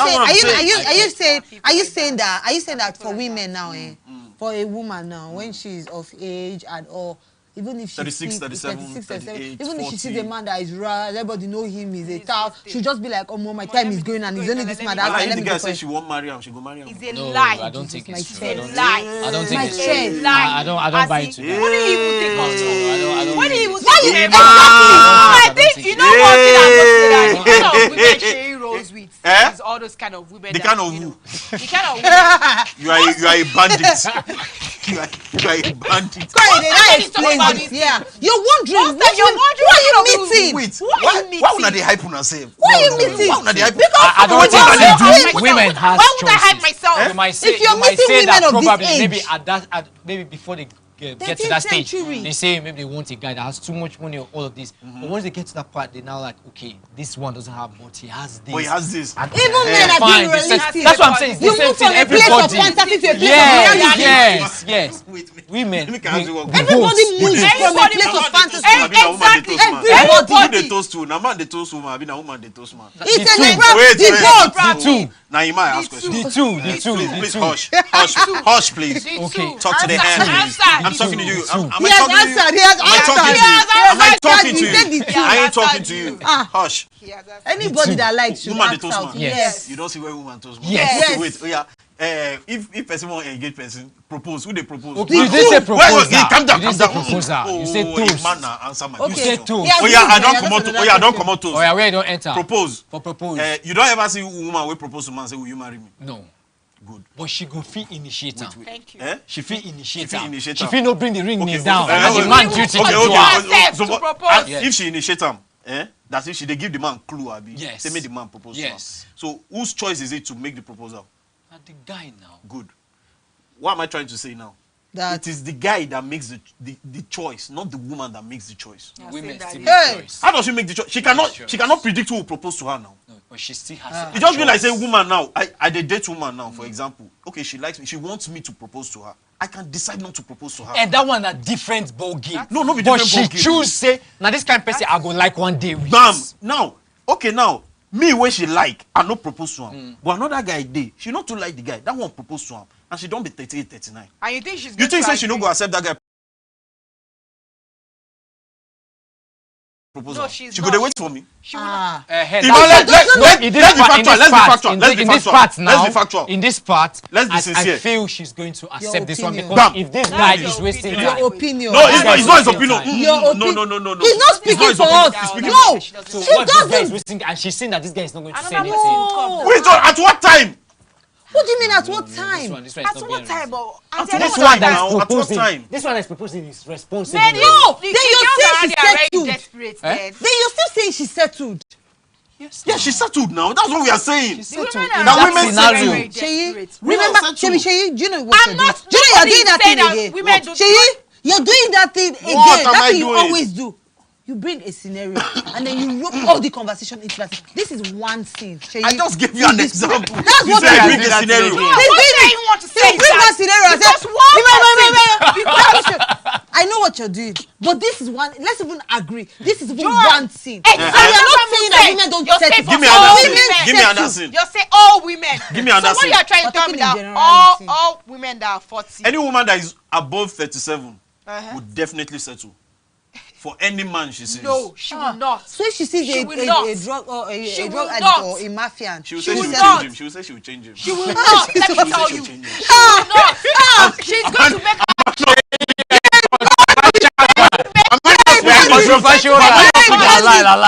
lie. She don't go do like that. She's going to change the mafia. I don't believe that. She will say she'll change the mafia. She will say she will change him. You're even saying mafia. So you're telling me that a well-to-do woman. Now woman language with that. So I will change him. Don't worry. When we get married, we will change. Which one you're trying to tell me that a woman of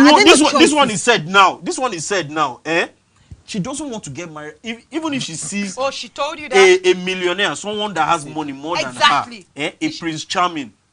she will still not marry. It's a lie. It's a lie. Okay, let's agree.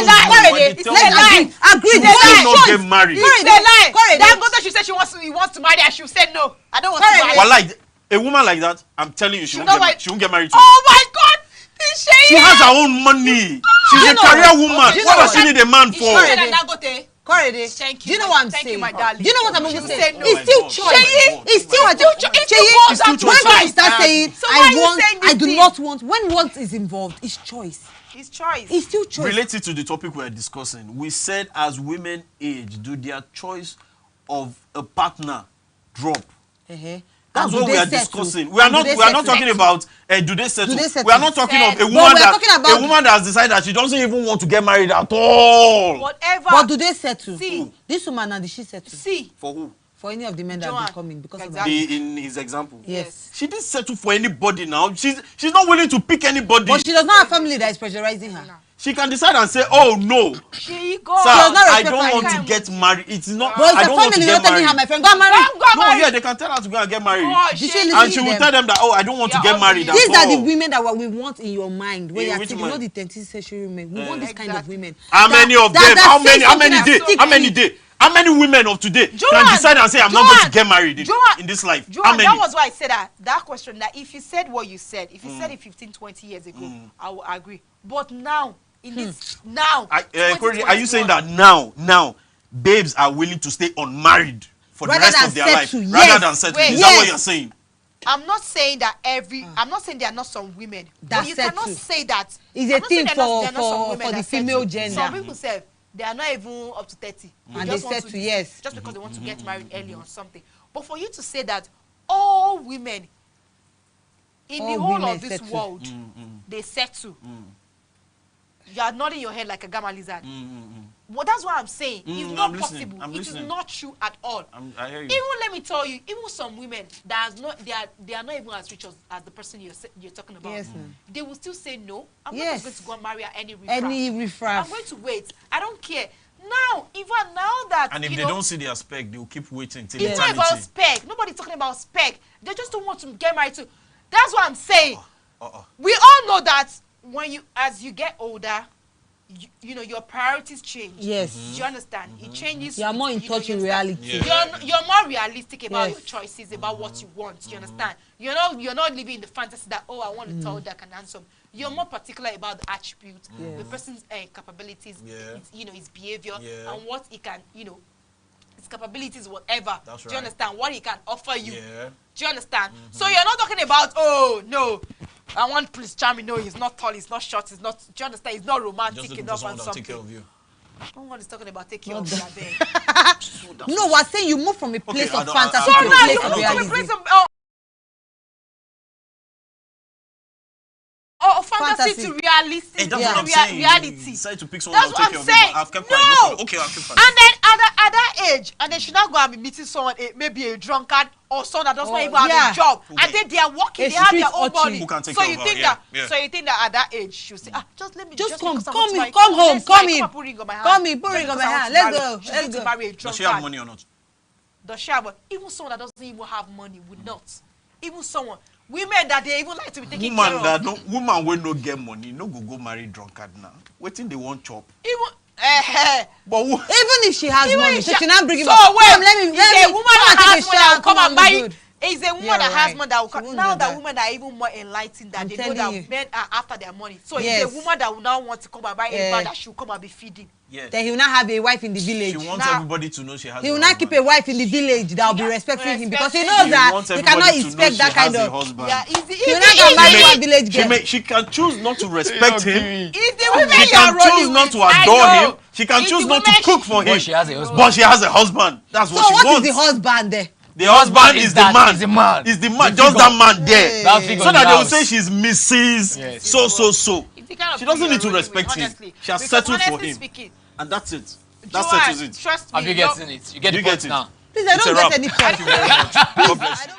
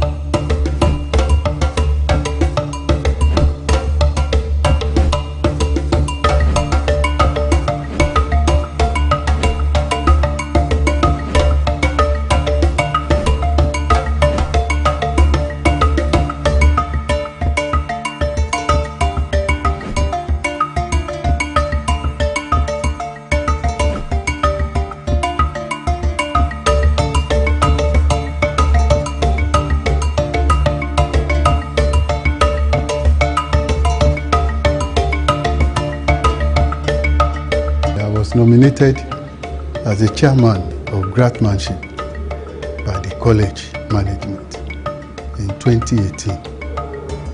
And what is Grantmanship? Grantmanship is sourcing for grants for the development of the college.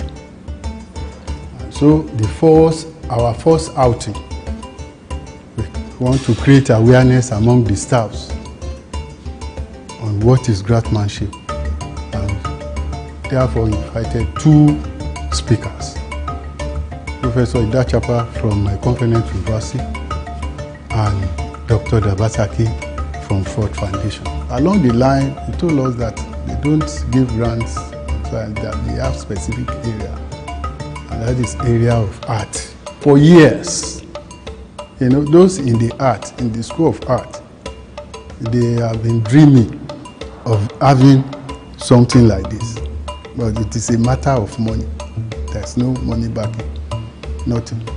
So, but when he was now asking us, he talked to us about the policy, said, okay, we'll look into that.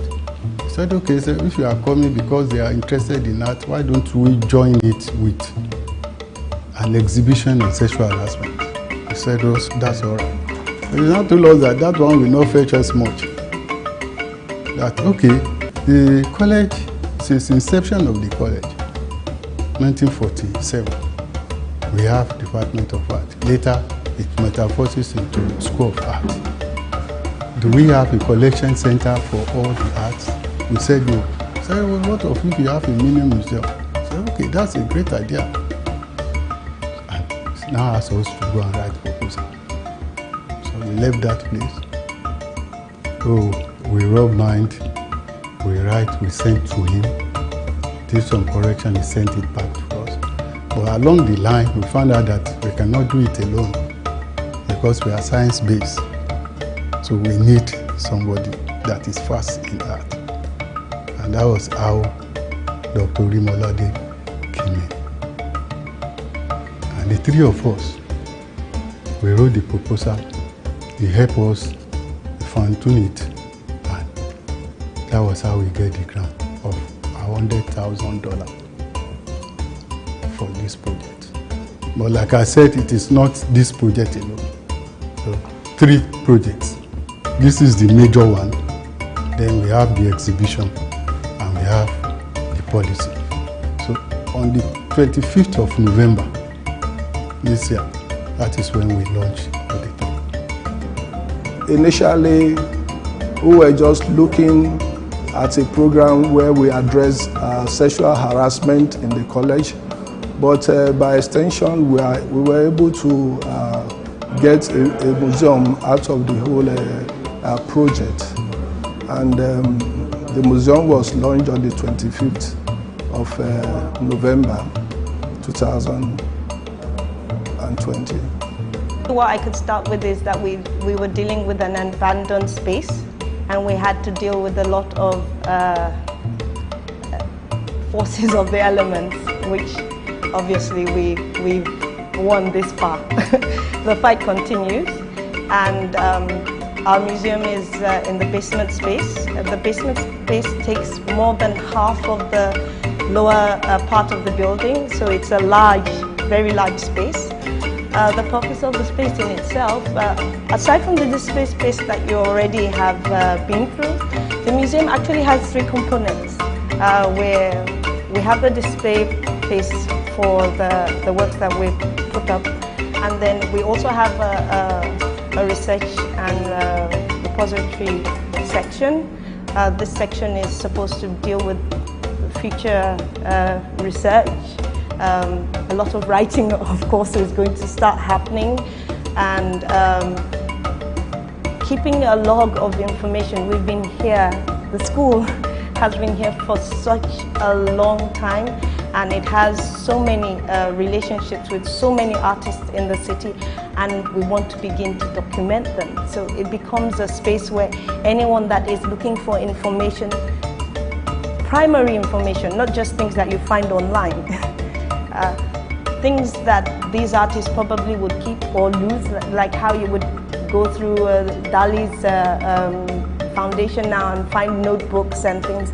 Those are the kind of things that the museum is going to gather for research purposes.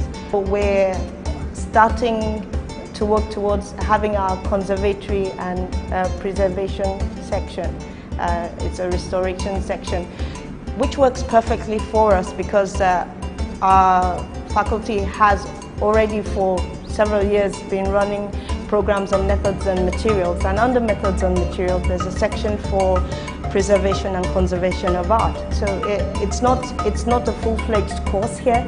It's not even a full-fledged course anywhere close to us. So hopefully it would be filling a huge gap, not just for our community but for artists and art collectors around us. We hope it becomes a service point moving forward.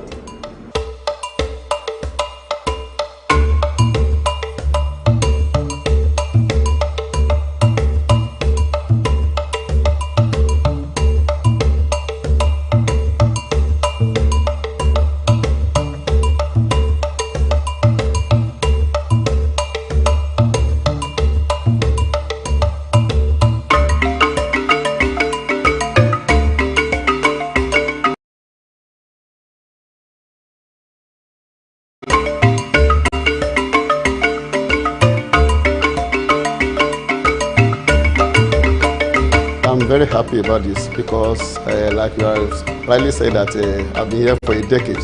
Yeah, you see, we have Yusuf Gilo Gallery, and coming now to have Yaba Art Museum is very, very good.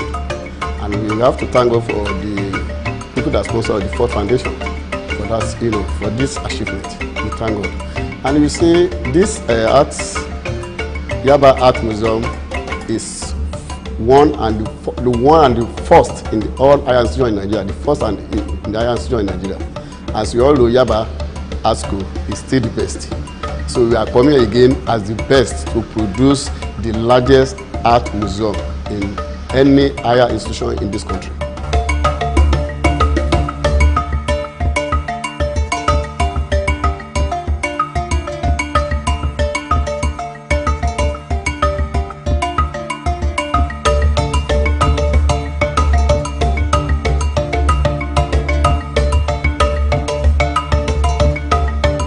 For years, those in the School of Art, they have been dreaming of having something like this.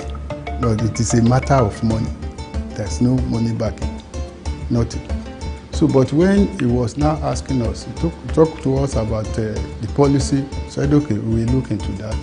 He said, okay, so if you are coming because they are interested in art, why don't we join it with an exhibition on sexual harassment? We said, that's all right. But he now told us that one will not fetch us much. That, okay, the college, since inception of the college, 1947, we have Department of Art. Later, it metamorphoses into School of Art. Do we have a collection center for all the arts? We said no. He said, well, what if you have a mini museum? I said, okay, that's a great idea. Now asked us to go and write proposal. So we left that place. Oh, we rub mind, we write, we sent to him. He did some correction, he sent it back to us. But along the line, we found out that we cannot do it alone because we are science-based. So we need somebody that is fast in art. And that was how Dr. Rimolade came in. The three of us, we wrote the proposal, he helped us to fine-tune it, and that was how we get the grant of $100,000 for this project. But like I said, it is not this project alone. So, 3 projects. This is the major one, then we have the exhibition, and we have the policy. So on the 25th of November, this year, that is when we launch. In this part of the world, when it comes to art school, I think Yaba Art School has been on for over 70 years, and that's quite a record. And with that, which means that her seeds are all over the place globally, right? So when it comes to adding to the content of what we have in here, in fact, we're just starting, right? Because we have a lot of people, alumni outside there that are willing, to actually have donate to this particular, museum, right? And so, like I told you earlier on, constantly, we'll be having this, enriching the collection. So, because like I told you, what we have, some of, students' works, lecturers, as well as supporters out there, right? If there's anything we are aiming at, it's, because we know what is happening outside there, and this is what we are ready to give locally. Now, come to the artifacts that are out there. Why do we travel out there to see those works? It's because of the way they've been packaged, and that is where, because you have a lot of, information about those things, those works, where they are, and when you see some of the promotions about them, you want to see them, right? So if there's anything, there's a question you ask whether we are ready for it. I want to say here in Yaba College of Technology, we are even ready, right? In the sense that the kind of space we have, the kind of packaging we are ready to give works in our collection, certainly it will compare favorably with what you have outside there.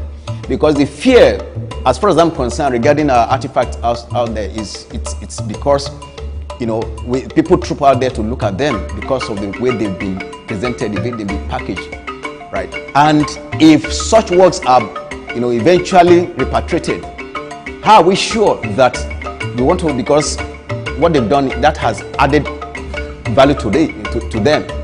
Once they bring it out there, if we are not careful, right, knowing the Nigerian thing, we might decide that we might discover that those works will lose their value, right? So it's now up, the onus is on us to see what we can do to actually up the game regarding packaging, adding value to that. And I want to tell you, people want to, wherever they are, they want to come down here to see those works, because whether you like it or not, the venue most times makes the event, right?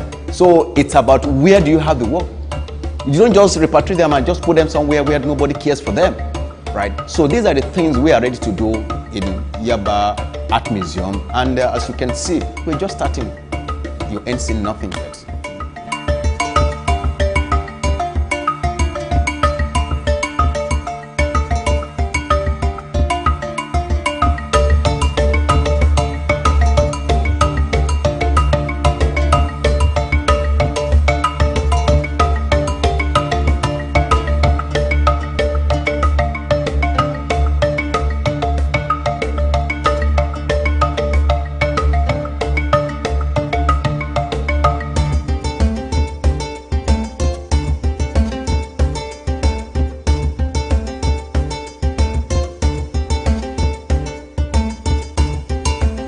Essentially, the role of museum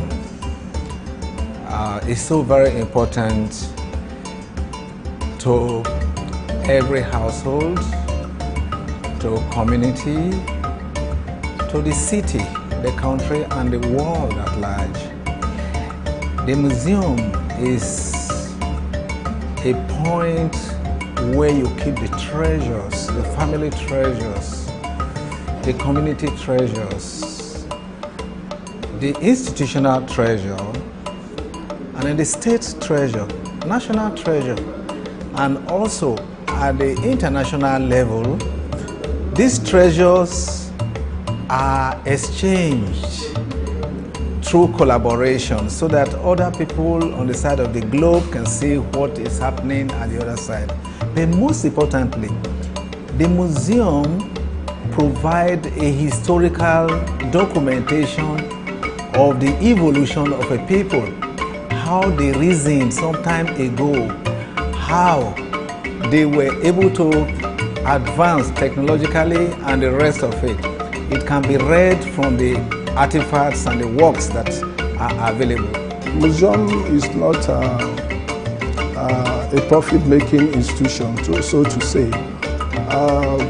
museum documents history, documents culture.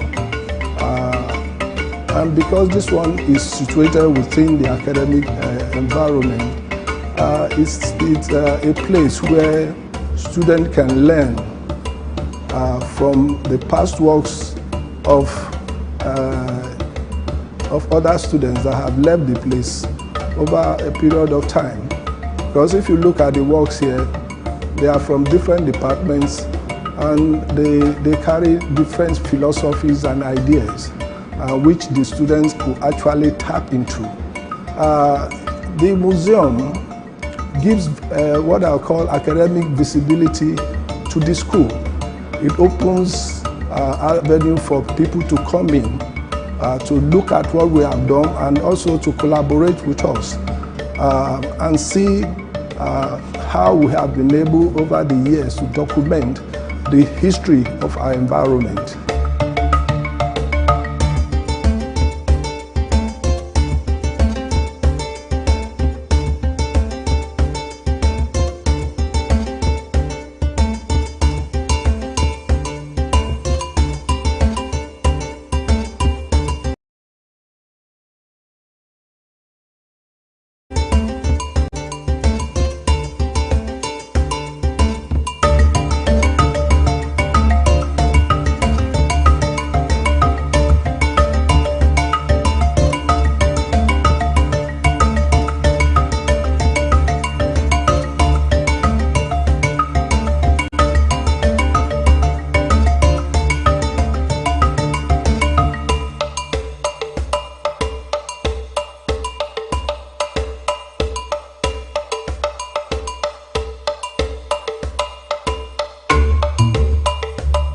The museum in itself, aside from serving the aesthetic purposes that people come to see, the hope is that it would serve not just for art lovers, because that's just one perspective of looking at art. Art can be very, very interdisciplinary, and we're actually a technological institution, so we have different faculties and learners that can relate to the works, either through history, through its methodology, through the happenings at the times of the works that were created. There are different connection points that can come through education, of the art piece. It's not just the pretty picture. The role of the museum is also to educate, apart from charting a history for people, is to educate you, and it's also going to give records of those objects that made history, and then by extension those who did them. And you find that now that you have this museum here, it's already attracting economic business environment, which is the characteristics of every museum anywhere in the whole world. There is going to be coffee shop somewhere, and there will be where people can have their snacks, where people can sit down, and there will be postcards made from some of the artifacts here, some souvenirs that people can pick, and most importantly, you'll find that when the culture of the museum is built, everybody around becomes aware, and then the import of keeping what we have is also being taught indirectly, so that everybody will know that things that you have, even your old man, your grandfather's agbada, for instance, dresses, their shoes, and that you say, oh, this is old school, you trash it. You don't throw anything away. These are things that can speak for that community. And that is what the museum, the role, the positioning here is going to play. It's not just a place where works are gathered. Mind you, we're not just gathering works here for gathering's sake. Because what is very important is for the fact that for every work we have in this collection, certainly the data of each of those works, that is the artist, the year it is made, the materials, and what the content and materials of each of the works are well documented. So it's not just about having the works alone and for people to come around and see alone. No. This is going to be like more or less a research center, as you have, in other climes, such as Smithsonian and other institutions like that, whereby if you're interested in, researching about a particular artist, you can always come here and, you can have all that you can gather regarding the work, the artist, everything about the artist we are actually gathering here, we have here. So it's not just going to be a place where you just have the works alone. No. Everything concerning the artist, and its art, then, which means that for historians, for researchers, it's a place to be, right? So because it's going to compete favorably with other institutions, museum around the world. That is our dream. And with the fact that we're also being supported by Ford Foundation, I think that is also a plus, because once we have such a foundation backing us, I think you want to know that, I want to believe that it's not just going to be a local thing, it's going to be a global, one, whereby everything, that has to do with art, especially staff and students, Yaba College Technology, can be assessed. This museum has a lot of importance to the environment, and all the students and everybody, we are all gearing up to embrace this. And at the national level, you find that one role museum plays is that immediately people arrive somewhere, they say, please, I would like to see this, I would like to see that. So it becomes a cultural destination. And I think that's another cultural tourism. There's a lot of potential that institution of a museum like this will generate once it kicks off fully.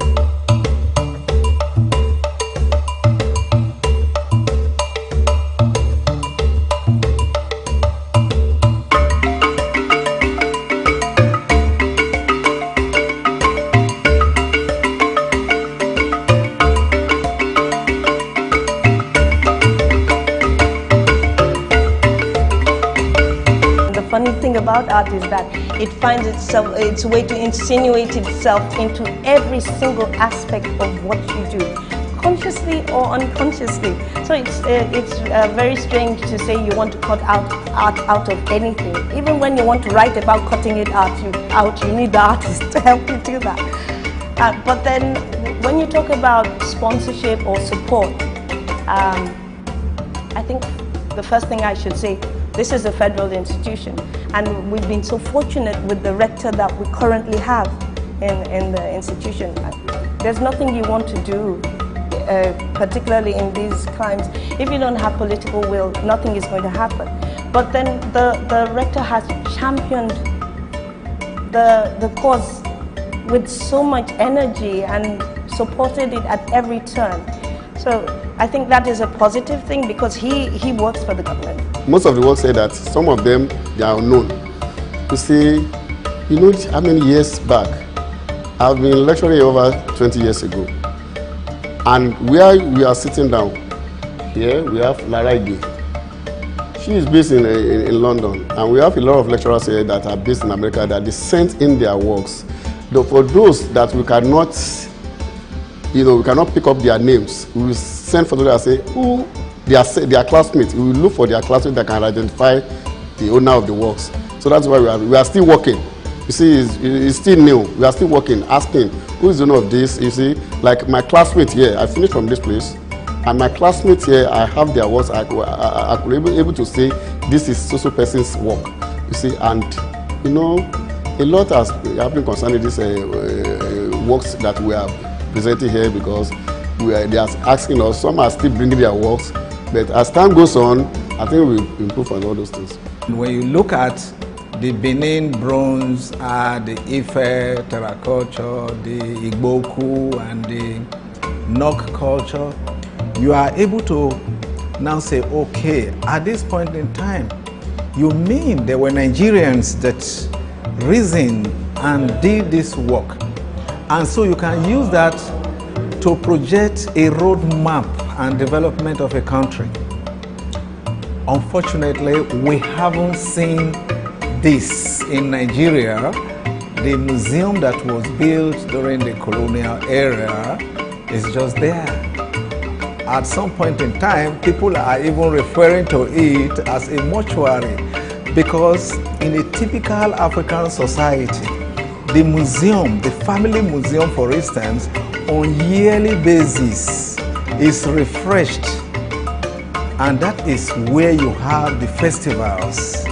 And when you have the festival, you find that the artifacts or the collection or the achievement for that particular year is deposited at the museum, and that is building history. And so when you look at all these artifacts, you are able to record the number of years. You are able to talk about dynasties. You are able to talk about at what times what happened. And that helps people to be able to come out with a growth pattern that will inform you to plan even for the future.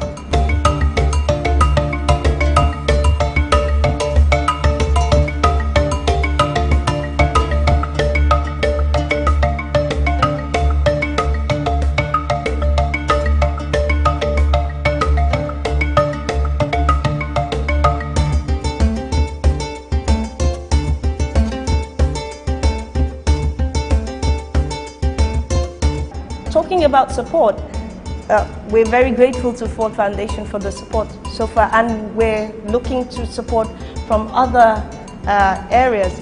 We already have a lot of support, hopefully coming from the Lagos State Council for Arts and Tourism. The commissioner was here and she was so impressed and has offered help, and this is a government establishment, so I don't think I would say we've had negative issues so far, although we've had challenges.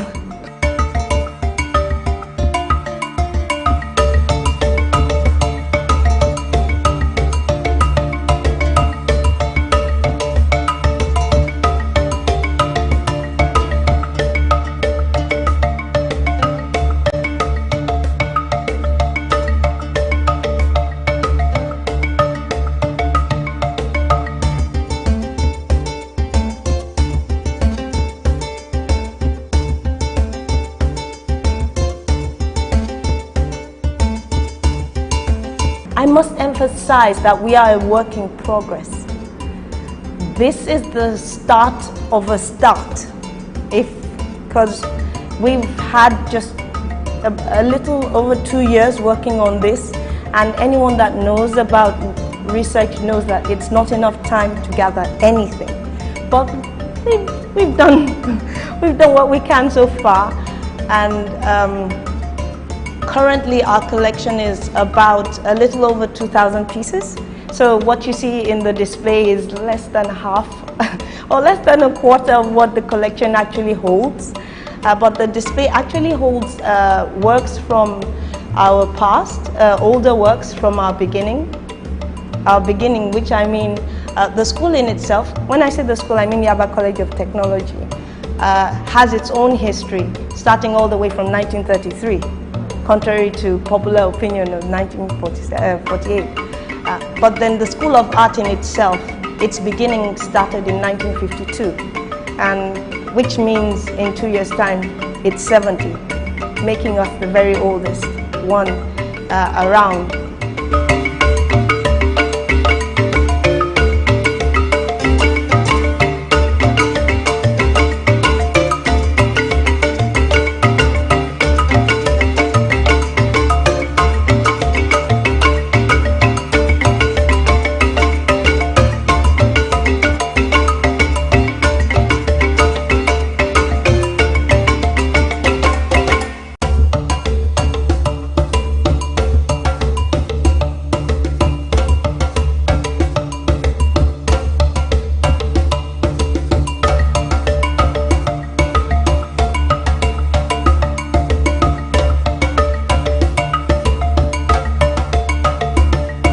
are Nigerians, and problems, challenges that are peculiar to us, we know them, right? So, and also,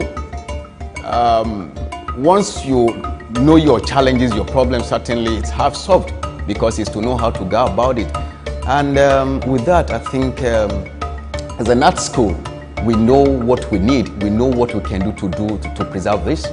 And certainly the need for us to also, take the right step in assessing this, in doing this. All these have been, have been planned out, and we're working on it.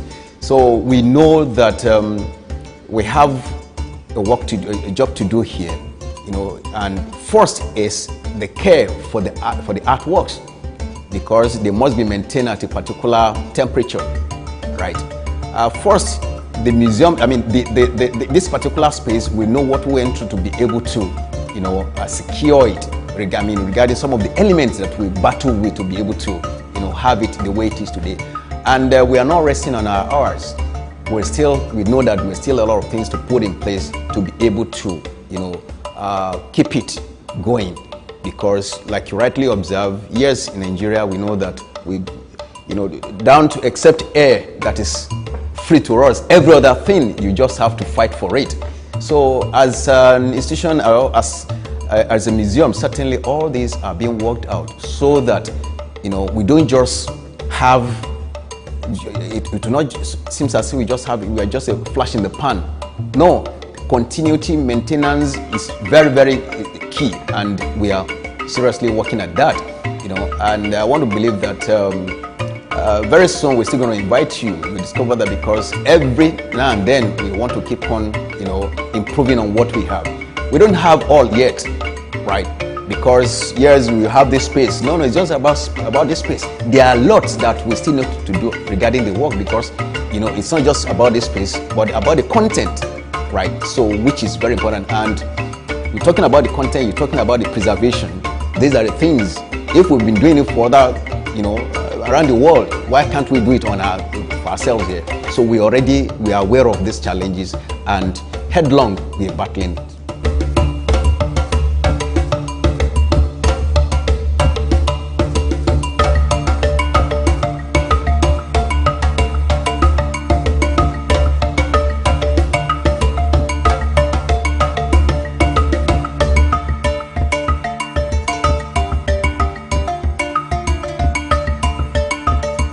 How many museums do we have in Lagos? We have just the National Museum. And coming to have Yaba Art Museum, is something else. You see, we have a lot of, this art museum now is like the tourism. Because some people will be coming in now, they'll be asking, where can I get museum? Where is the museum? But now, the National Theatre, they don't have anything again there. But having this one now at the art museum within, you see, it's in this center of Lagos. So it's something that is very, very nice. And because a lot of people, when we opened this place last month, in fact, people have been praising the college for this upbringing, and it's very, very good, because most of the people will be benefiting. You see, most of the works we are seeing here are products of our ex-students, and most of the products you are seeing here, we are the supervisors. Like you see the work I'm sitting behind, is my work. This work you are seeing behind me is dedicated to the African children, and again dedicated to the children that died during the bomb blast, Ikeja bomb blast. That's why I said I prefer to sit down where this work is, because it's for a purpose. We're hoping to have so many events that are worked into the programs of the museum. Educational events, social events, screenings, excursions. We're hoping to be able to host researchers and different host curators. So it's supposed to become very active in the years coming, at least while I'm working on it. It's hoped that it will become very active during that period.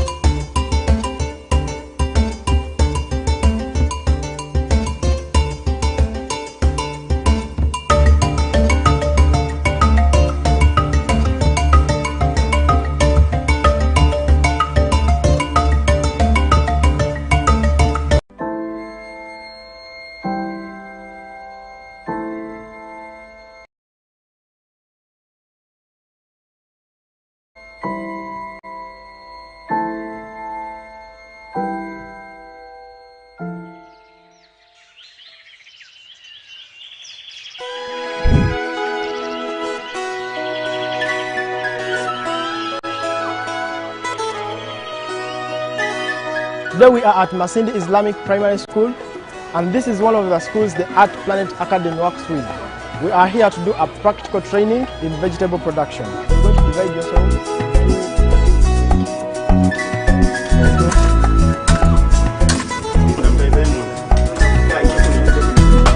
The youth of today do not treasure agriculture so much. Why? Because they are sure even if they practice agriculture, they will still remain poor.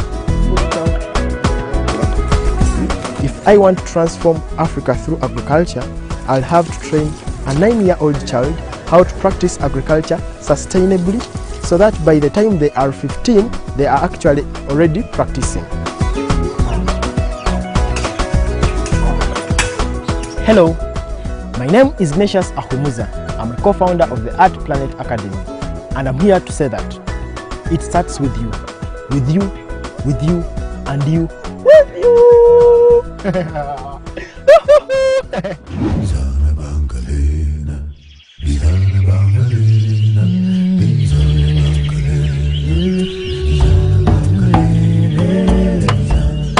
Growing up, I hated farming so much.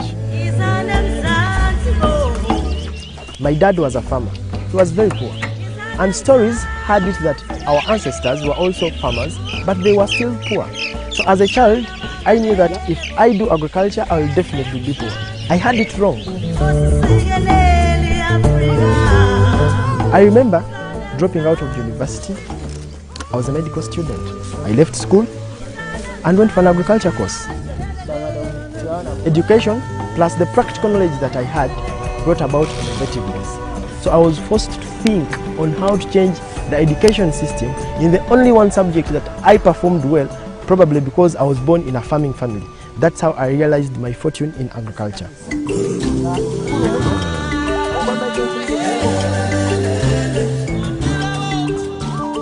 As a result of our trainings, smaller agriculture enterprises are established within the schools. Now, these micro-agriculture enterprises help a school save a lot of money every year. When this similar project is replicated in the homes of the children, families are able to raise income for themselves and also feed themselves. The trainers came at our school, trained us how to make a nursery bed. So even me, I took that skill at home. In my first harvest, I got 5 bags. I sold them, I got 100,000 shillings. That helped my parents pay for my school fees. Ati babiri wange ono bwakuba kuzire ayina obukugo obwo obwafunire ku Rugamba Art Planet bwaraba nasobola kukora omulimo ogwo akasira kataito kano akusobora kugukora mu musiro gukooto kandi awo nasobola n'okuleetayo bagenzi be abatayina emirimo we n'abasasura kandi nawe wenka hanyuma tunzire nafuna sente nasobola kweyemereza nk'omuntu.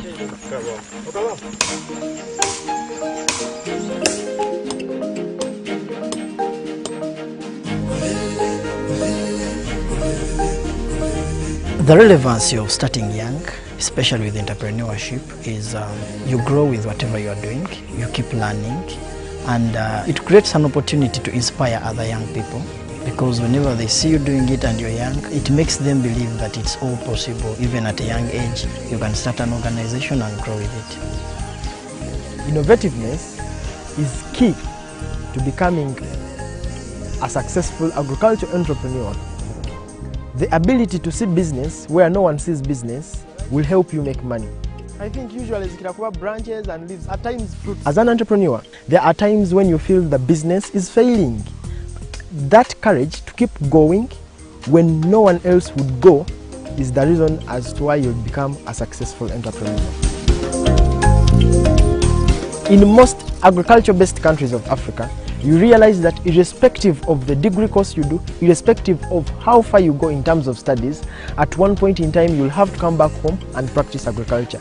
We want to become the African Leadership Academy for Agriculture. We want to develop the next generation of young agriculture entrepreneurs across the African continent and our country.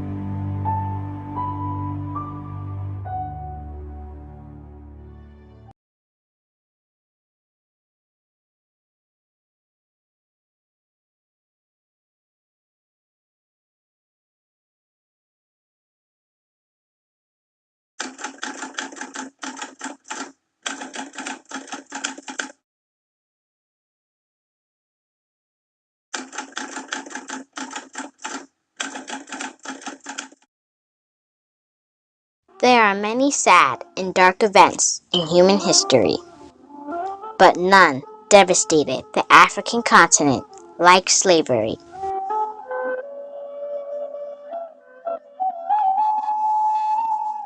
To understand some of the plight those who were sold into slavery went through, one must visit Goree Island, their last point of departure from the African continent to the New World.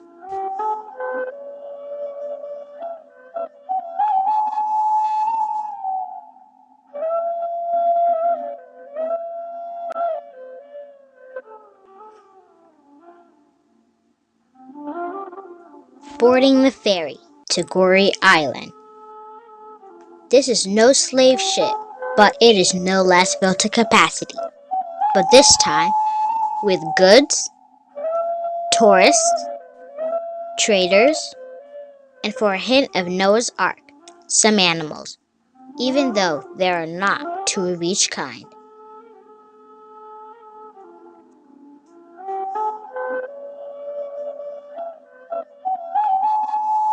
Slavery ended more than 153 years ago.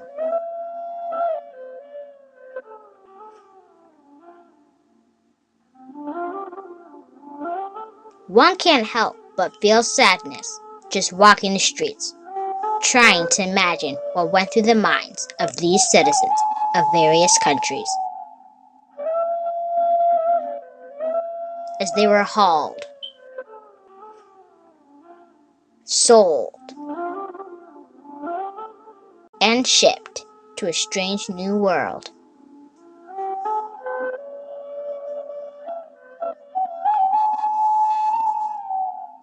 Where did these slaves come from? At that time, each African ethnic group had its price. And the most expensive ethnic group used to be the Yoruba. Yeah, they were from Nigeria. Because those Yoruba were very strong and tall. And they worked very hard in the plantations. That's why they were more expensive.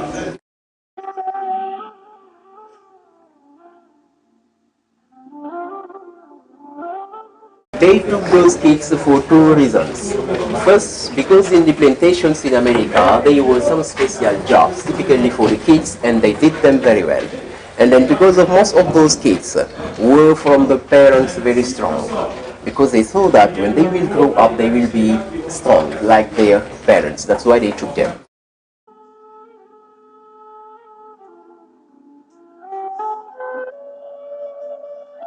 In all the 28 slave houses in Goree Island, the slave masters have the right to sleep with the young girls. Once a young girl was pregnant, she became free here in Goree Island or in Saint Louis in northern Senegal. But she wasn't totally free because usually she worked as domestic slave in the European houses, you know.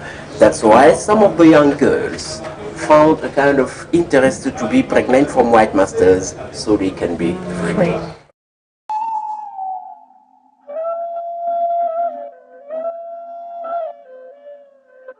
At that time, the price of a man was up to his weight and his muscles. So the minimum weight for men was 60 kilos.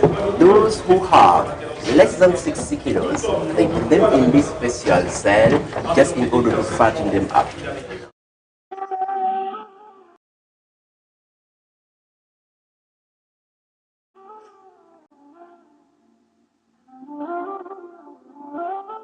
Let me tell you that they did not buy slaves with money. It was exchange. You know? For example, to buy a man up to 60 kilos or a virgin girl, you could give a gun or a barrel of wine or a blanket or something like that. To buy a child, you could give a mirror or a necklace or a piece of tobacco or something like that. So that's why people used to say that Africans also were involved into the slave trade, because some of the African tribal chiefs were collaborating with the Europeans. Yeah.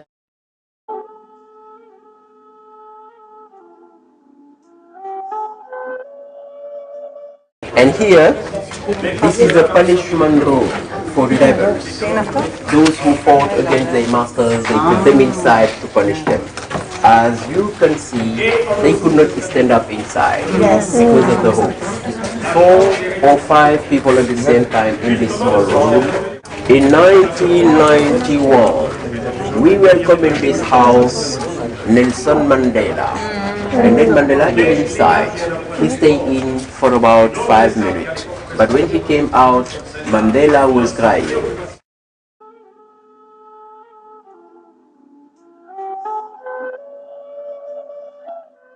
Right in that you have the waiting rooms. The slave used to wait here before the shipment. At the famous door of no return. Because once the slave got out from this door, it's mean bye-bye Africa. They took them to America and they never come back. Because of the rocks, the boat could not come near. That's why from this door, they built a kind of palm wooden bridge as a wharf. But during every shipment, some of them tried to escape by jumping into water, but they never could go far because either they were killed by the security guards or they were eaten by the sharks. Why the sharks? Because at the time, in all the 28 slave houses in Gore Island, once a slave got sick, just to avoid the epidemics, they threw him into water and that attracted the sharks. That's why there were a lot of sharks around the island.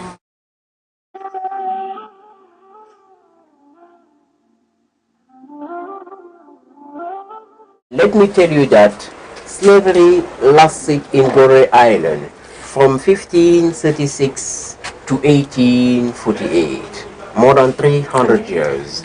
And during that time, there were about 15 to 20 million slaves coming from all over the African western coast. They transit through Gore Island to America, and 6 million of them died because of bad treatment. 6 million.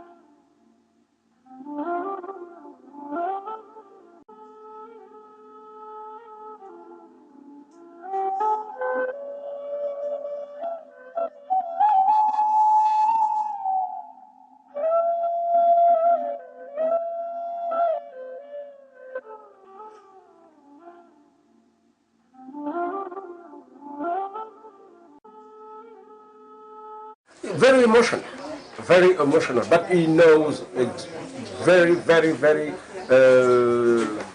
in a higher level, the history and the relationships between Africa and other countries, and also he knows exactly what's happened between the 16th until 19th. I'm talking about the slavery and the Atlantic slave trade.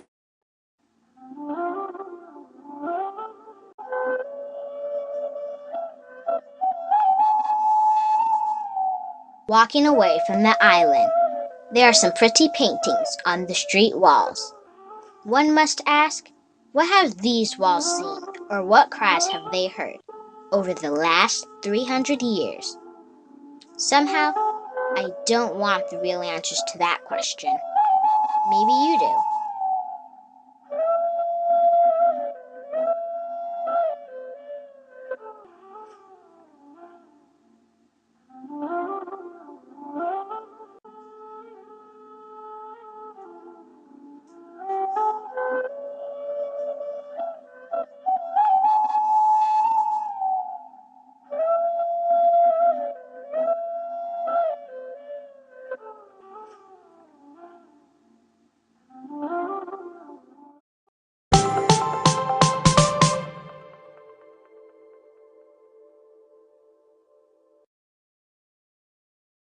name is Ali Shedu. I'm from Kogi State.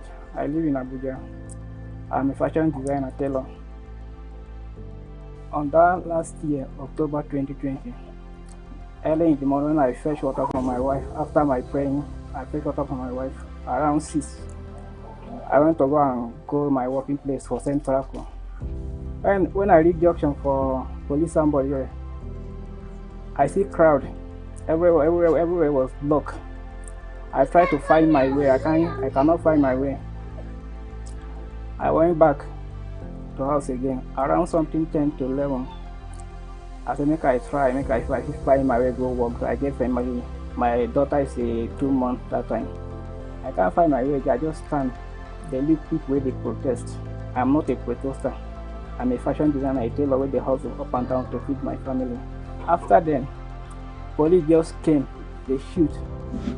The next thing when I see, I just see my leg. They call. I'm not carry my leg again.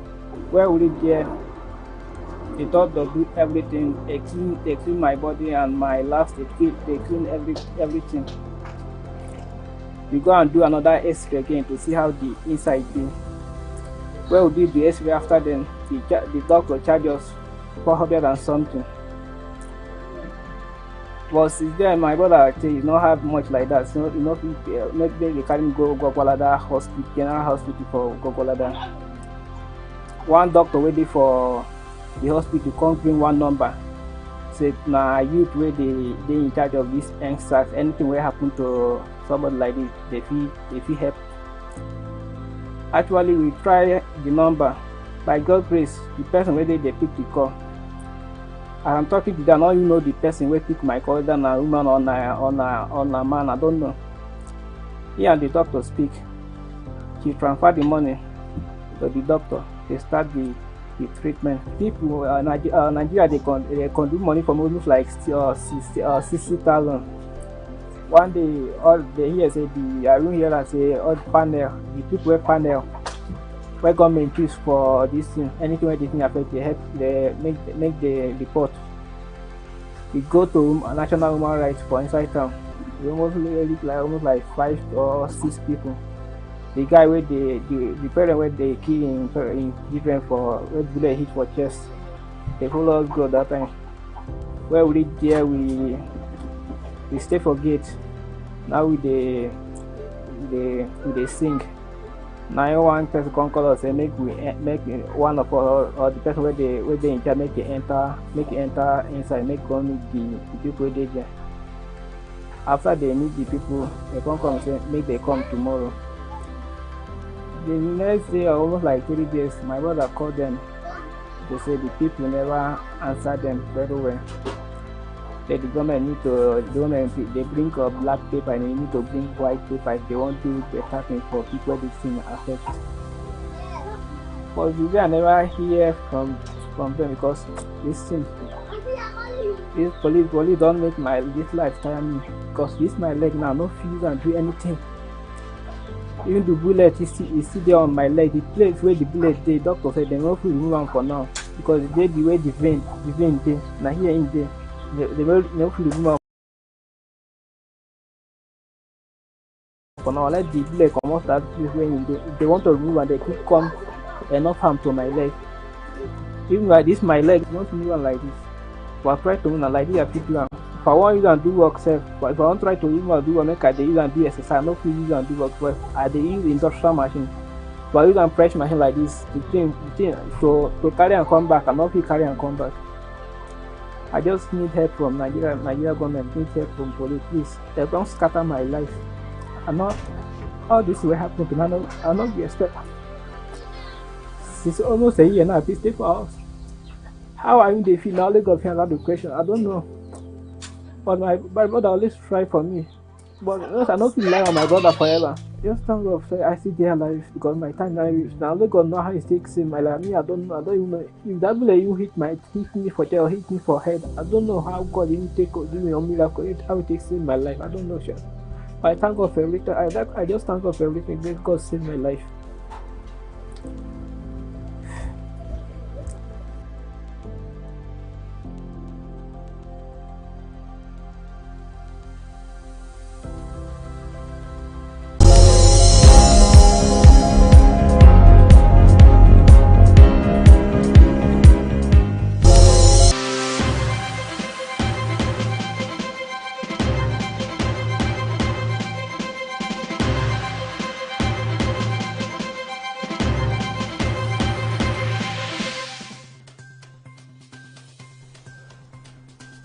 Thank you for joining us on the newsroom. These are the latest updates at this time. Global rights body Amnesty International has condemned the rise in ethnocentric narratives inciting tribal hatred through social media. In a statement by its spokesperson, Issa Sanusi, the organization also accused journalists and political figures of sharing inciting posts on social media. Amnesty International has urged the Nigerian authorities to prohibit advocacy of hatred that constitutes incitement to hostility, discrimination, or violence. The National Human Rights Commission says it will invite Kogi State Governor Yahaya Bello over allegations of hate speech during the general elections. The Commission also disclosed that it would also invite Musiliu Akinsonya, popularly known as MC Oluomo, over an alleged threat he issued against people of Igbo ethnic extraction in Lagos State. Addressing journalists in Abuja, NHRC's Executive Secretary Tony Ojukwu said the hitches and irregularities witnessed during the February 25 elections and threats of violence had caused voter apathy during the governorship elections. The governor of Anambra State, Chukwuma Soludo, has denied involvement in the arrest of a Twitter user, Nnamdi Chude. On Saturday, Chude was said to have been arrested by the police in Anambra State and allegedly taken to Abuja. Some netizens said the arrest of the Twitter user was connected to a tweet he posted on electoral violence in the state during the House of Assembly elections on Saturday. Chude, who expressed disappointment, said the thugs disrupted the voting process in order to prevent their party from losing the state assembly election to a rival party. Advisors to the World Health Organization have urged China to release all information related to the origin of the COVID-19 pandemic after new findings were briefly shared on an international database used to track pathogens.